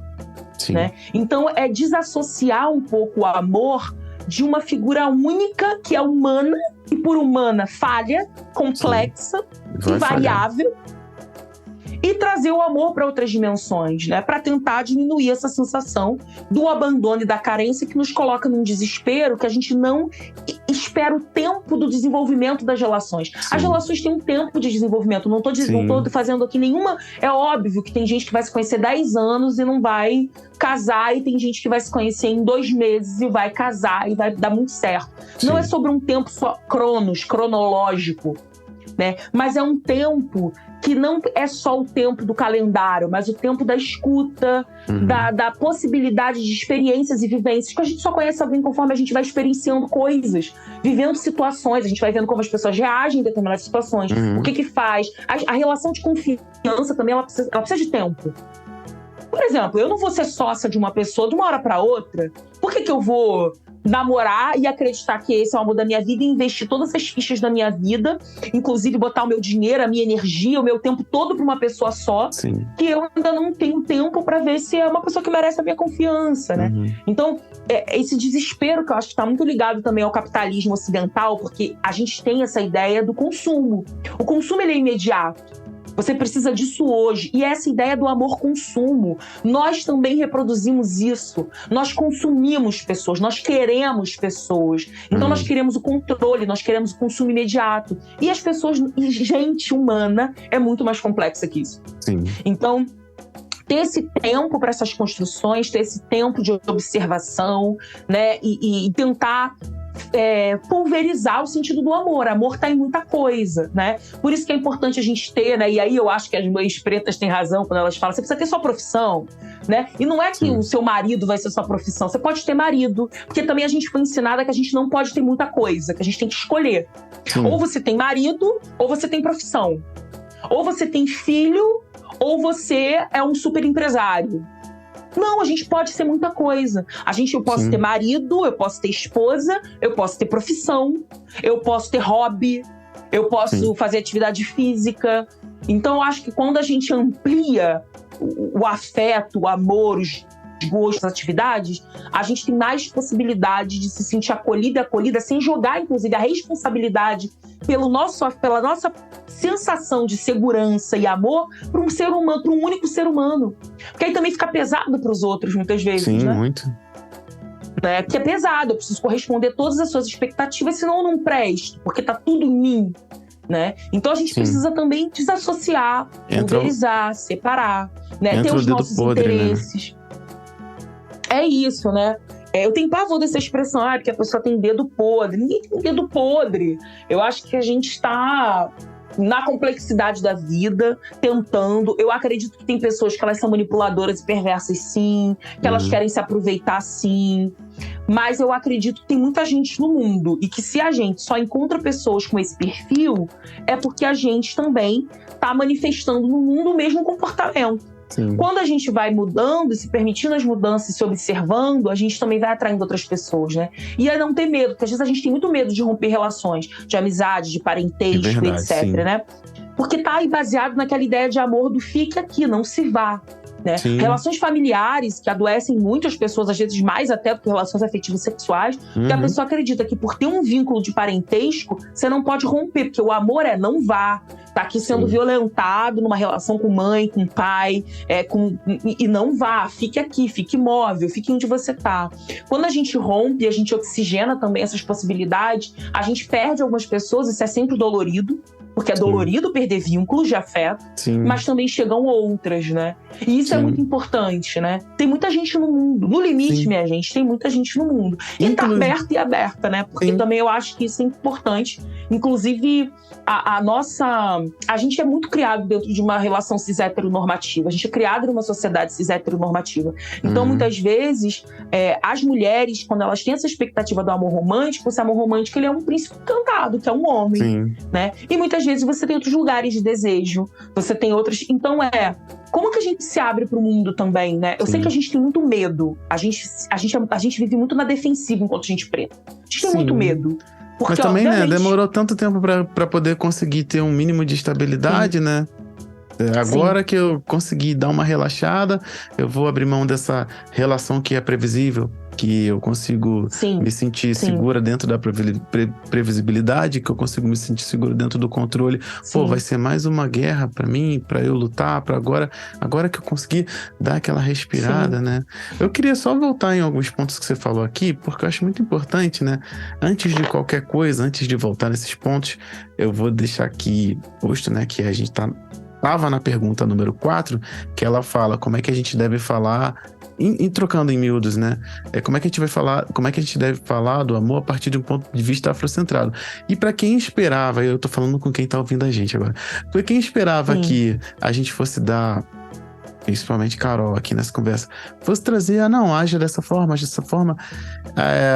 eu queria, se não ficou explícito, dizer que ela trouxe todo o panorama do que acontece no chão das relações, pra gente falar assim, pronto, agora você tem todas essas figuras na mesa, as cartas estão na mesa.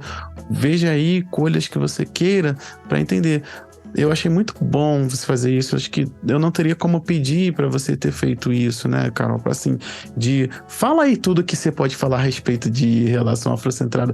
E a gente trouxe sim pra mesa tudo, né?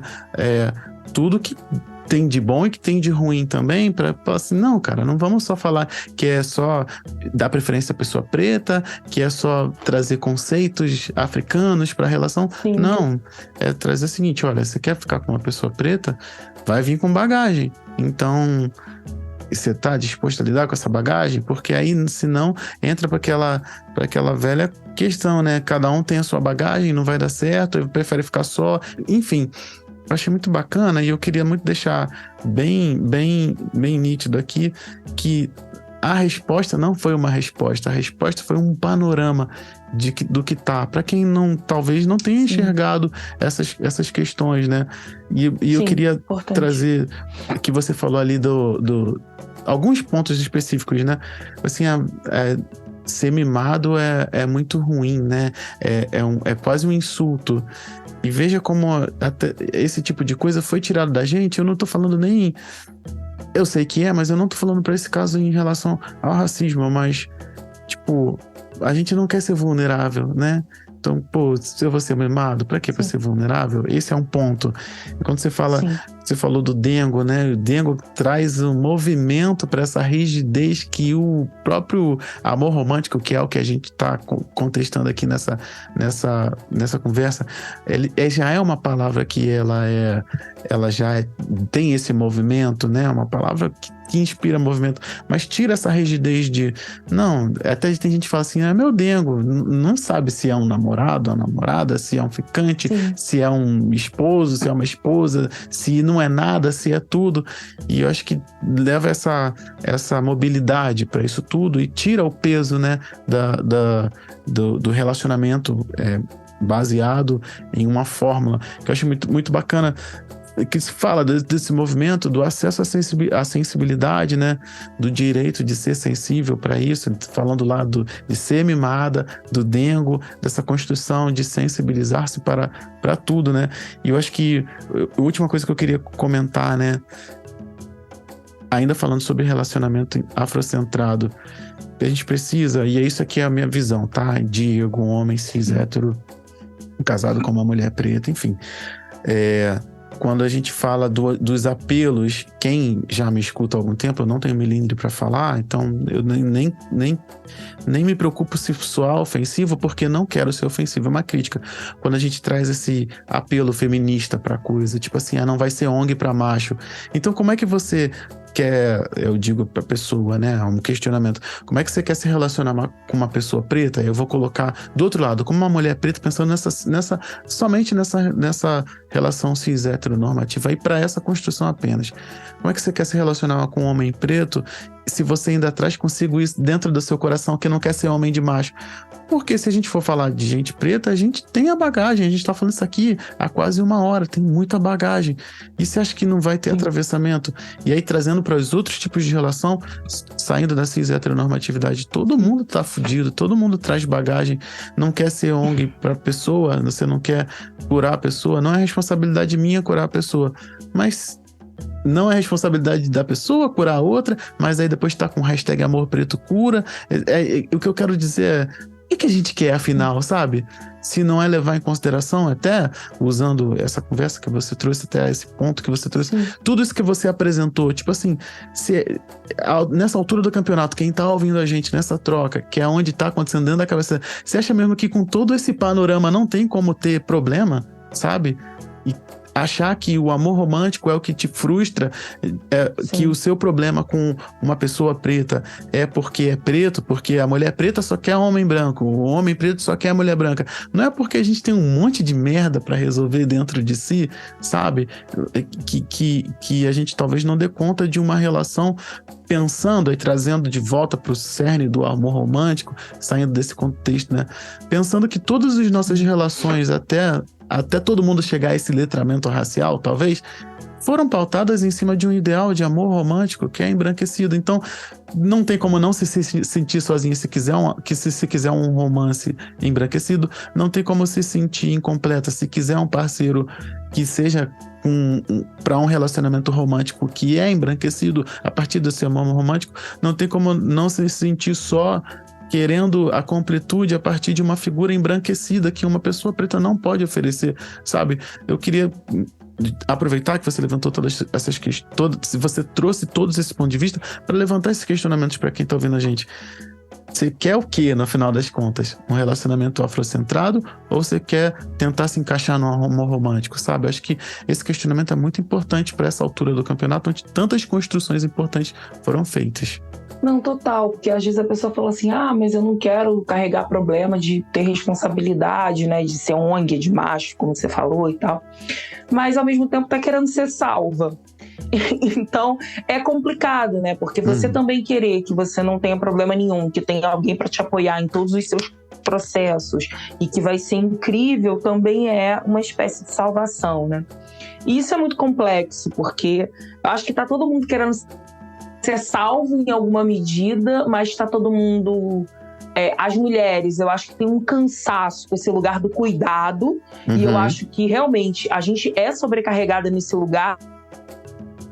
Uma mudança de comportamento, que às vezes romper não é romper com a relação, é romper com um comportamento. Sim. Então, a partir do momento que você muda, você também muda. A outra pessoa também vai precisar fazer uma mudança. Ela também vai precisar reagir a isso dentro dessa relação, né? Porque muitas vezes a gente está reclamando, mas continua agindo da mesma forma. Por exemplo, eu conheço um monte de mulheres e sou, em muitas medidas, essa também, que a gente está reclamando que está sobrecarregada, mas continua fazendo tudo, né? Então, e não dá muitas vezes nem espaço para outra pessoa fazer. Porque se ela faz, também não faz bem, não faz do jeito que eu quero, né? Porque tem isso também, não é só fazer, você não faz nada direito. Igual minha mãe vivia reclamando que estava sobrecarregada. Quando eu lavava uma louça, eu lavava de novo. Porque dizia que eu não sabia lavar a louça. Então, assim, que lugar é esse também? A gente quer que a outra pessoa faça coisas pela gente, ou a gente quer que ela faça o que a gente quer? Porque se for fazer o que a gente quer, isso não vai ser real, porque as pessoas não são obrigadas a corresponder às nossas expectativas. São pessoas diferentes, criações diferentes, padrões familiares diferentes e muitos atravessamentos de violência. Então você está o tempo todo negociando também. É um espaço de negociação. Entender o que é importante para outra pessoa, entender o que não é. O que eu acho que a gente sempre vai ter que lidar com os desafios da outra pessoa, com a dificuldade, com os limites e com muitos traumas se a gente está falando de gente preta. Eu acho que o que muda isso se você vê que a pessoa realmente está no movimento de tentar entender o que está acontecendo e muitas vezes de assumir e procurar ajuda, ou se a pessoa não tem nenhum tipo, né, de porosidade para essa possibilidade, ou seja, não está aberta a essa possibilidade de jeito nenhum, eu acho que aí você vai chegar num limite que não vai ter muito o que você construir. Mas se a pessoa está aberta, está se colocando vulnerável de alguma maneira, colocando possibilidades e tentando, vai ser tentativas e vai ser erros. Só erra quem se movimenta. Então a gente vai errar também, né? Então a gente não tem, eu fico vendo as mulheres negras falando muito dos homens negros sobre os limites, né? A dificuldade de se relacionar, as dificuldades, enfim, de manter uma relação, de estar numa relação, mas a gente também está com muita dificuldade de se relacionar. Das mais diversas formas, inclusive entre nós mesmos, né? Eu tenho uma provocação que eu falo, mas e as mulheres negras também? Estão ajudando as mulheres negras? Porque também é uma pergunta, a gente está apoiando outras mulheres pretas, né? Então, é isso que a gente precisa pensar, porque você vai para um relacionamento entre mulheres, por exemplo, os desafios não são menores. Não são menores. Né? Então, é isso, eu sou uma mulher bissexual, hoje eu estou me relacionando com uma mulher negra, com uma mulher preta, e meus desafios não são menores. Tem outros atravessamentos, tem diferenças, obviamente, né? Até porque essa socialização de ser homem e mulher nessa sociedade é diferente, essa sociedade ocidental, mas também tem muitos desafios que a gente está enfrentando juntos. Então, assim, a questão aqui é uma questão mesmo do se relacionar, do entender que não é instantâneo. Eu acho que a gente tem uma expectativa do amor romântico, que é uma expectativa capitalista, que é uma expectativa também do neopentecostalismo. Para mim, essas coisas estão todas associadas. É uma narrativa do milagre, do instantâneo, da salvação. É uma narrativa cristã. Eu vou ser salva, eu vou salvar. Ou eu vou ser salva, ou eu vou salvar alguém. A gente é refém dessa narrativa, que é a narrativa que não é da construção. Construção, ela é trabalhosa. Não trabalhosa no sentido que precisa ser muito sacrificante, que precisa ser muito difícil. Mas vai ter momentos de dificuldade, como tudo na vida. Vai ter momentos mais difíceis, vai ter momentos... É movimento, é móvel. Não tem essa... A gente tem uma expectativa de equilíbrio, né, e de estabilidade, que é as coisas permanecerem sempre iguais. Não existe isso entre duas pessoas humanas. Não existe isso com os animais, não existe isso com nada. Nem com as construções, que a casa, uma hora ela tá de um jeito, uma hora tá de outro. Se o tempo esfria ou esquenta, estala, um negócio racha, uma parede racha, que dirá com gente humana.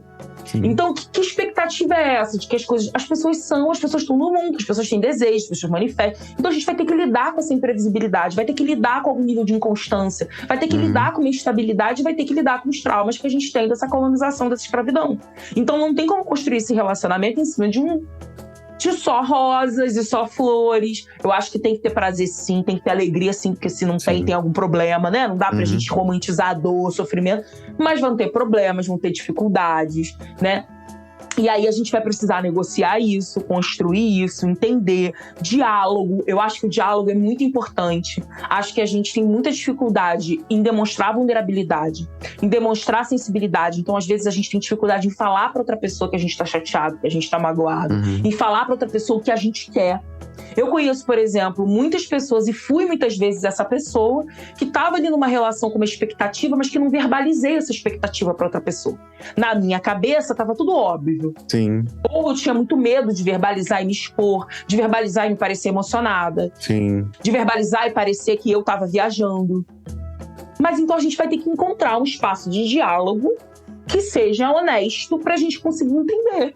Sim. Então a gente vai verbalizando e a gente precisa de tempo, né? Porque eu acho que é isso, a gente também não quer esperar o tempo, a gente quer que seja imediato. Conhecer uma pessoa vai ser tudo perfeito, tudo maravilhoso. Quando aparece o primeiro problema, não presta, é ruim, não sei o quê.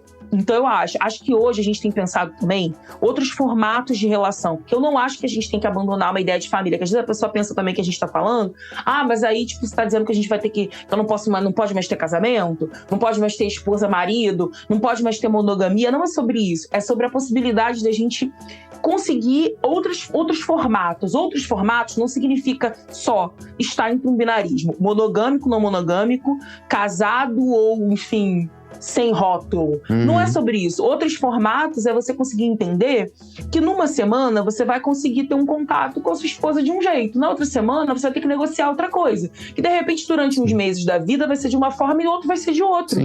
Isso não significa ter outra pessoa, não é sobre isso. É sobre a gente negociar a vida mesmo. Porque a gente não faz isso no trabalho. A gente não faz isso nas outras relações. A gente não faz isso quando a gente aluga uma casa. A gente não faz isso com animal de estimação. Sim.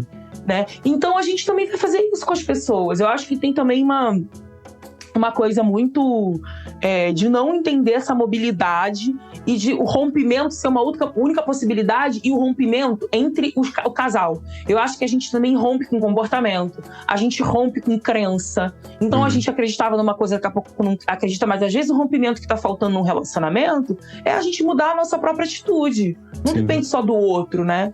Eu acho que esse movimento é um movimento muito coletivo. E quando a gente entra numa relação em que a gente acha que o problema é sempre a outra pessoa e que com a gente tá tudo resolvido, isso já é um problema pra mim, né? De fato. Porque a gente fala de um lugar de autoridade, quando a gente fala sempre no outro. Porque o outro, porque o macho, porque os homens. A gente não, nessa narrativa, não tem uma autorreflexão. Não tem um lugar do tipo, e a gente? O que a gente tá fazendo? Os homens pretos estão muito adoecidos e as mulheres estão menos? Aonde que a gente não tá adoecida? Exatamente, né? onde não, como é que não tá também, né? Como é que não tá também? Porque essas relações, elas são construídas. Sim. Por mais até que você não tenha um relacionamento afetivo sexual com o homem, né? Você tá lidando com o homem o tempo todo. Você tem o pai, você tem o irmão. Mas a gente tá numa comunidade, a gente tá numa coletividade, né? Por isso que pros africanos esse lugar, essa divisão de gênero não fazia nem sentido em dado momento, né? Antes dessa presença ocidental. Né? Então, até essa construção de gênero, ela é uma construção também artificial, que é feita por uma determinada civilização em determinado momento, né? Sim. Então, e é óbvio que hoje a gente fala em gênero porque a gente é socializado com esses limites, né? Dentro dessas expectativas de gênero, do que é ser homem, do que é ser mulher e etc. Mas eu acho que quando a gente aceita a expectativa de Exu, da mobilidade, do movimento, né? A gente tem que negociar o tempo todo a vida. A gente negocia o tempo todo. A gente é gente preta, vivendo numa sociedade racista que nos exclui, que é extremamente violenta. negociações. Para estar nos nossos espaços de trabalho, a gente está negociando o tempo todo aquilo ali. Até quando a gente decide não se aborrecer por alguma coisa, é uma escolha, né? Então a gente está o tempo todo negociando. Por que as relações afetivas a gente acha que vai ser esse mundo estática, exatamente. Esse mundo do conto de fada, onde let it go, estaremos todos juntos. Vai ser assim pra é sempre, só o amor, né?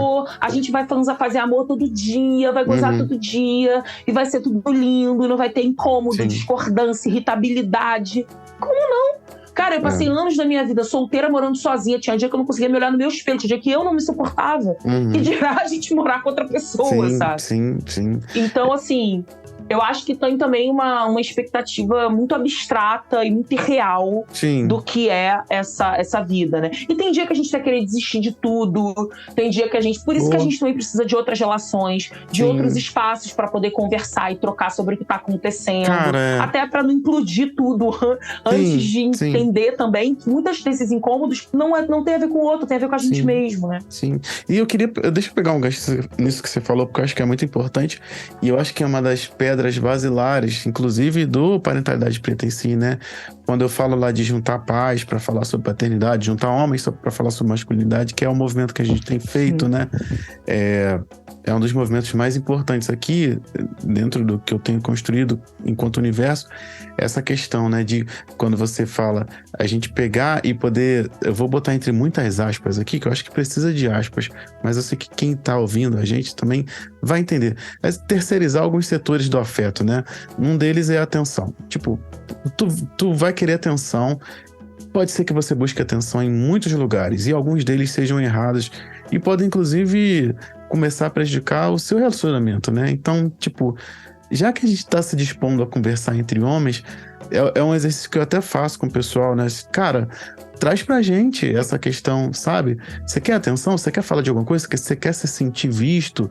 Você que tá num relacionamento, botando a grande maioria, você tá num relacionamento monogâmico aí, com a sua companheira, né? A grande maioria. E aí você sente que dentro dessa dinâmica vai faltar atenção, e aí a gente sabe que a falta de atenção, alguém dá atenção e as coisas vão evoluindo de uma maneira que talvez atente, inclusive, contra esse pacto monogâmico que foi feito, né? Tô falando de traição. E aí muito do que eu falo, tipo assim, cara, vem pra cá, traz seus problemas pra cá, você quer se sentir visto? Vem pra cá, a gente te enxerga. Eu te garanto que se você for colocando a sua demanda de atenção pra gente resolver isso em grupo, esse problema você não vai ter de chegar alguém e dar atenção errada, que você não precisava nessa altura. De repente a sua companheira tá ali tomada com a criança e você tá precisando de atenção, e aí alguém vai dar essa atenção e você, enfim, a gente tá falando de traição, no final das contas. Não, porque a gente reduz tudo ao sexo, né? Na verdade, a gente faz uma redução das relações ao sexo. Exatamente. Então, se eu não tô tendo atenção, o problema é falta de sexo. Às vezes você só precisa ser ouvido. Exatamente. Você escuta. É esse local que a gente tá tentando criar, esse local que eu estou criando aqui. Assim, ó, eu tô aqui com uma bandeira, vem aqui, senta aqui do lado, botei um banco aqui, vamos aqui conversar, porque talvez essa atenção salve você, a sua relação, o seu casamento, a sua paternidade, salve tudo, porque é atenção. Eu acho que é bacana, porque você falou isso, e eu queria pegar esse gancho, né, de tirar essa expectativa de tudo vindo de uma pessoa só, é muita carga para uma pessoa só dar conta, sabe? E trazendo muito para essa construção coletiva, que principalmente falando de afrocentricidade, falando de relacionamento afrocentrado, mas de um outro local, né? Meio que fechando um pouco dessa provocação, dessa conversa, dessa discussão que a gente levantou com aquela pergunta anterior, num relacionamento afrocentrado, se somente a gente imaginasse, tem outra pessoa preta ali, já é um relacionamento afrocentrado, e fazer todas as digressões, fazer toda essa engenharia reversa que a gente fez aqui, só colocando questões em cima disso tudo, eu falei assim, por isso que não dá para simplesmente esperar uma troca romântica, não dá simplesmente para esperar uma atenção unilateral vinda só daquela pessoa, não dá para esperar a completude daquela pessoa, porque se a gente tá falando de gente preta, a gente não foi ensinado, a gente foi treinado a individualizar as coisas, mas a gente nunca fez dessa forma, sem trazer romantismos de uma África mítica, mas é também evocando isso, cara, vamos fazer em grupo. Você quer atenção? Vamos trocar entre nós. Você quer se sentir pertencente? Vamos trocar. Você quer ser vulnerável? Você não precisa só da não monogamia para isso. Né? Exatamente. Porque eu acho que tem um discurso que às vezes me incomoda, que é tipo, os afetos precisam ser pulverizados. Mas dividir esses afetos, eu estava tendo um debate sobre isso numa página de não monogamia outro dia, não significa você só ter outras pessoas para transar, né? Sim. Às vezes ter você outras pessoas para contar, para ter relação afetiva, para ser tocado, inclusive outros homens, outras mulheres, para ter abraço, para ter. O espaço da militância também é muito isso, né? Muitas vezes, né? Em que você vai fazer essas trocas, né? Então, e a gente sempre fez isso enquanto gente preta, que você falou. A gente sempre fez isso. As nossas famílias são extensivas.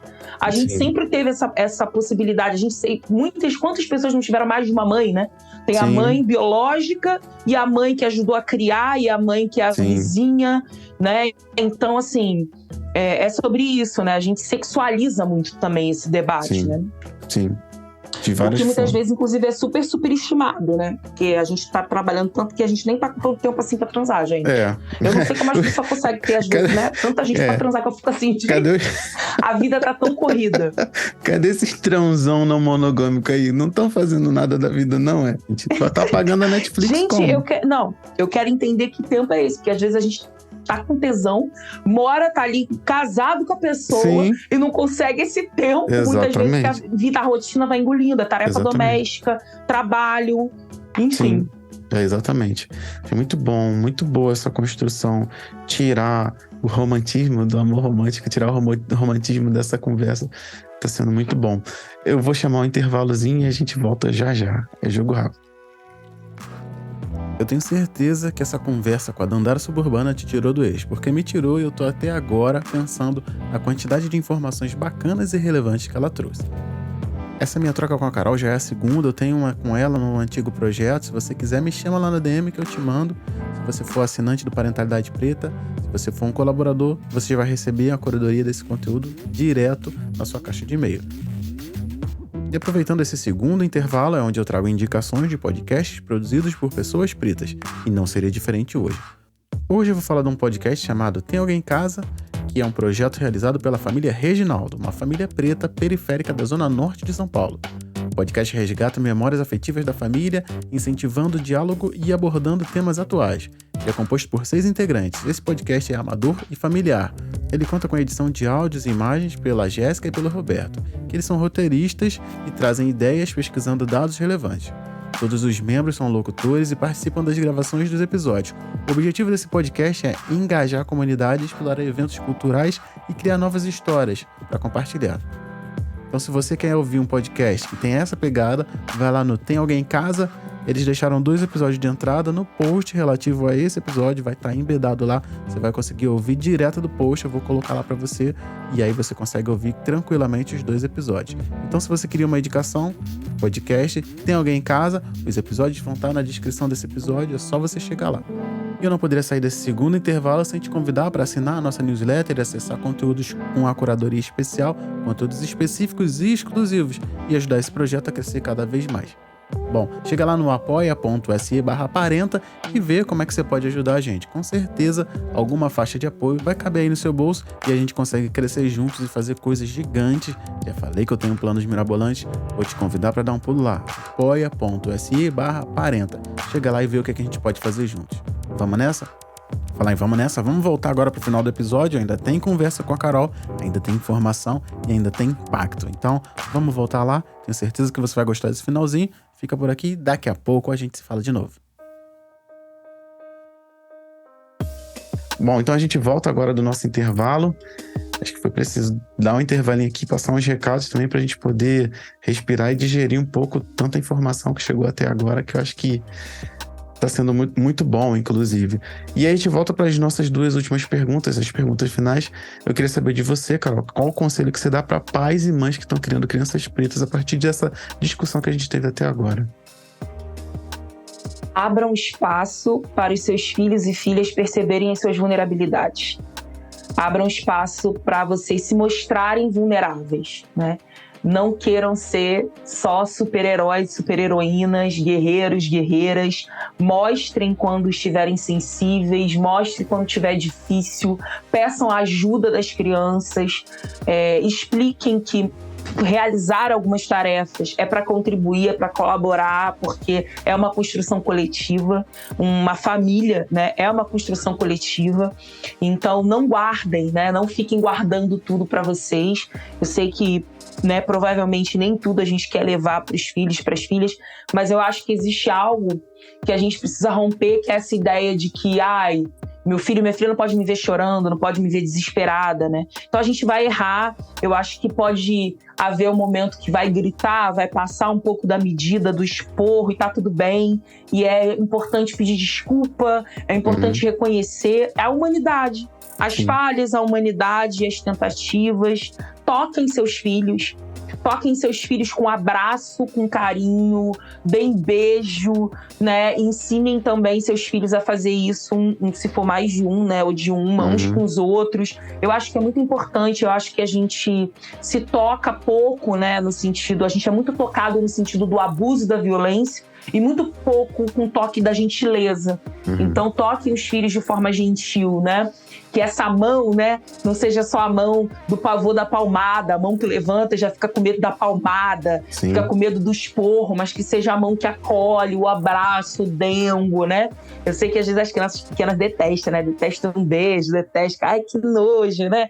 Que é normal, mas deixa sentir nojo. Eu acho que é muito importante esse espaço mesmo da gente sentir no nosso corpo o toque gentil, o carinho, o afeto. Eu acho que isso nos falta enquanto gente preta, e a gente não tem muitos espaços em que a gente vai ter essa oportunidade. Então, que a família seja esse espaço. Maravilha. E para crianças pretas, o que você diria? Nesse episódio eu não consegui exclusivizar muito conteúdo, porque eu achei tudo muito importante e não tinha como separar. Mas a resposta para essa pergunta você encontra lá no Cantinho do Café. E a gente tá chegando no final, né? Eu queria saber se você quer deixar alguma coisa para quem cometeu o sacrilégio de não te conhecer. O que encontra que você tem feito, o que tem para vir, o que você acha que as pessoas deveriam acessar do seu conteúdo, para deixar aqui uma curadoria sua a respeito do que você faz. Sim, então, eu, enfim, sou socióloga, sou historiadora, né? Sou doutora em sociologia, sou professora. Tenho um projeto chamado A Tarefa Palavra Terapia, que é uma comunidade de incentivo à escrita política, terapêutica e criativa, focada em literatura negra. Então, através da literatura negra, procuro sensibilizar as pessoas, principalmente negras, sobre a sua história, sobre a sua memória, sobre o poder da palavra, o poder da construção de narrativa no lugar de protagonistas, né? E não no lugar de ser definido por outras pessoas, né? Então, como é importante a gente conhecer a nossa história para a gente poder também definir o nosso lugar e a gente também entender o tamanho do nosso poder. Poder é sempre sobre responsabilidade também, né? Então a gente tem grande responsabilidade nessa sociedade atravessada por tantas violências e limitações, mas também o quanto que é importante a gente entender o legado aí das nossas ancestrais, por tudo que a gente tem capacidade de construir. Além de prazer, eu gosto de falar de gozo, eu gosto de pensar também que a gente construir uma narrativa a partir dos nossos lugares de prazer. Eu gosto de uma escrita também erótica, isso também faz parte do meu trabalho. Acho que a gente subestima o erótico na nossa vida ou traduz o erótico como sexo, e isso não é real, né? Erotismo é uma coisa, sexo é outra. Então que a gente possa viver a nossa libido de muitas formas, né? Quando eu tô aqui falando, eu adoro falar, eu adoro contar história, eu tô com muito tesão. Isso pra mim é um exercício de libido, né? E isso para além da cama, né? Porque a gente não reduza tudo, como geralmente o Ocidente faz nesse lugar do sexo, que pra gente é um tabu, porque a gente tem muito medo da hipersexualização. Nossos corpos são super hipersexualizados, então a gente nega muitas vezes a libido e o prazer na nossa vida, ou traduz apenas sobre possibilidades de sexo, e muitas vezes um sexo marcado por violência, que é o que a gente conhece, né? Sim. E eu gosto de falar de riso, de gargalhada, de afeto, de amor. Tem uma literatura, sou escritora de contos e poesias, uma literatura que está falando dessa construção de afeto entre pessoas pretas, em primeira pessoa. Isso para mim é primordial. Eu quero falar sobre as mazelas do racismo, sobre a violência, sem dúvida, isso nos atravessa. Mas a gente tem outras histórias para contar. A gente tem as histórias da dor, da violência, a gente tem as histórias do amor, do prazer, do que a gente tem construído de bonito, dos atravessamentos que são possíveis também nesse encontro de acolhimento entre nós. Então eu gosto de falar sobre muitas coisas, sobre essa complexidade preta. E é isso, sou assessora política também, e vocês podem seguir minha página, que é @adandara_suburbana, que é onde eu publico meus textos autorais, e também @ataré, palavra terapia, que é onde tem os cursos e as oficinas que eu dou, que eu ofereço, né? E é sobre isso. Estamos aí construindo espaços de comunidade, de coletividade, juntos e juntas e juntas. Com certeza. Bom, queria agradecer em nome de todo mundo que faz isso aqui acontecer, em nome do pessoal daqui de casa, que tá dormindo já essa hora. Agradecer por ter voltado aqui pra gente conversar, pra gente ter feito essa troca, né? É muito importante, muito caro pra mim. Eu esperaria o tempo que fosse necessário. A gente remarcou várias vezes, mas esperaria o tempo que fosse necessário pra gente fazer isso aqui acontecer. E aconteceu. Então, muito obrigado. A gente vai ficando por aqui. Estamos a todo vapor em junho falando sobre relacionamentos. Espero que você tenha gostado desse episódio. Tem mais coisas falando sobre relacionamentos vindo aí pra frente, então espero que você fique por aqui. Já sabe, no final do mês a gente já tem a nossa troca lá no Cantinho do Café. O tema já soltei aqui, relacionamentos. Por hoje a gente vai ficando por aqui. Depois de 2 horas e 3 minutos, batendo um novo recorde no podcast Parentalidade Preta. Venha me despedida e a gente se vê depois.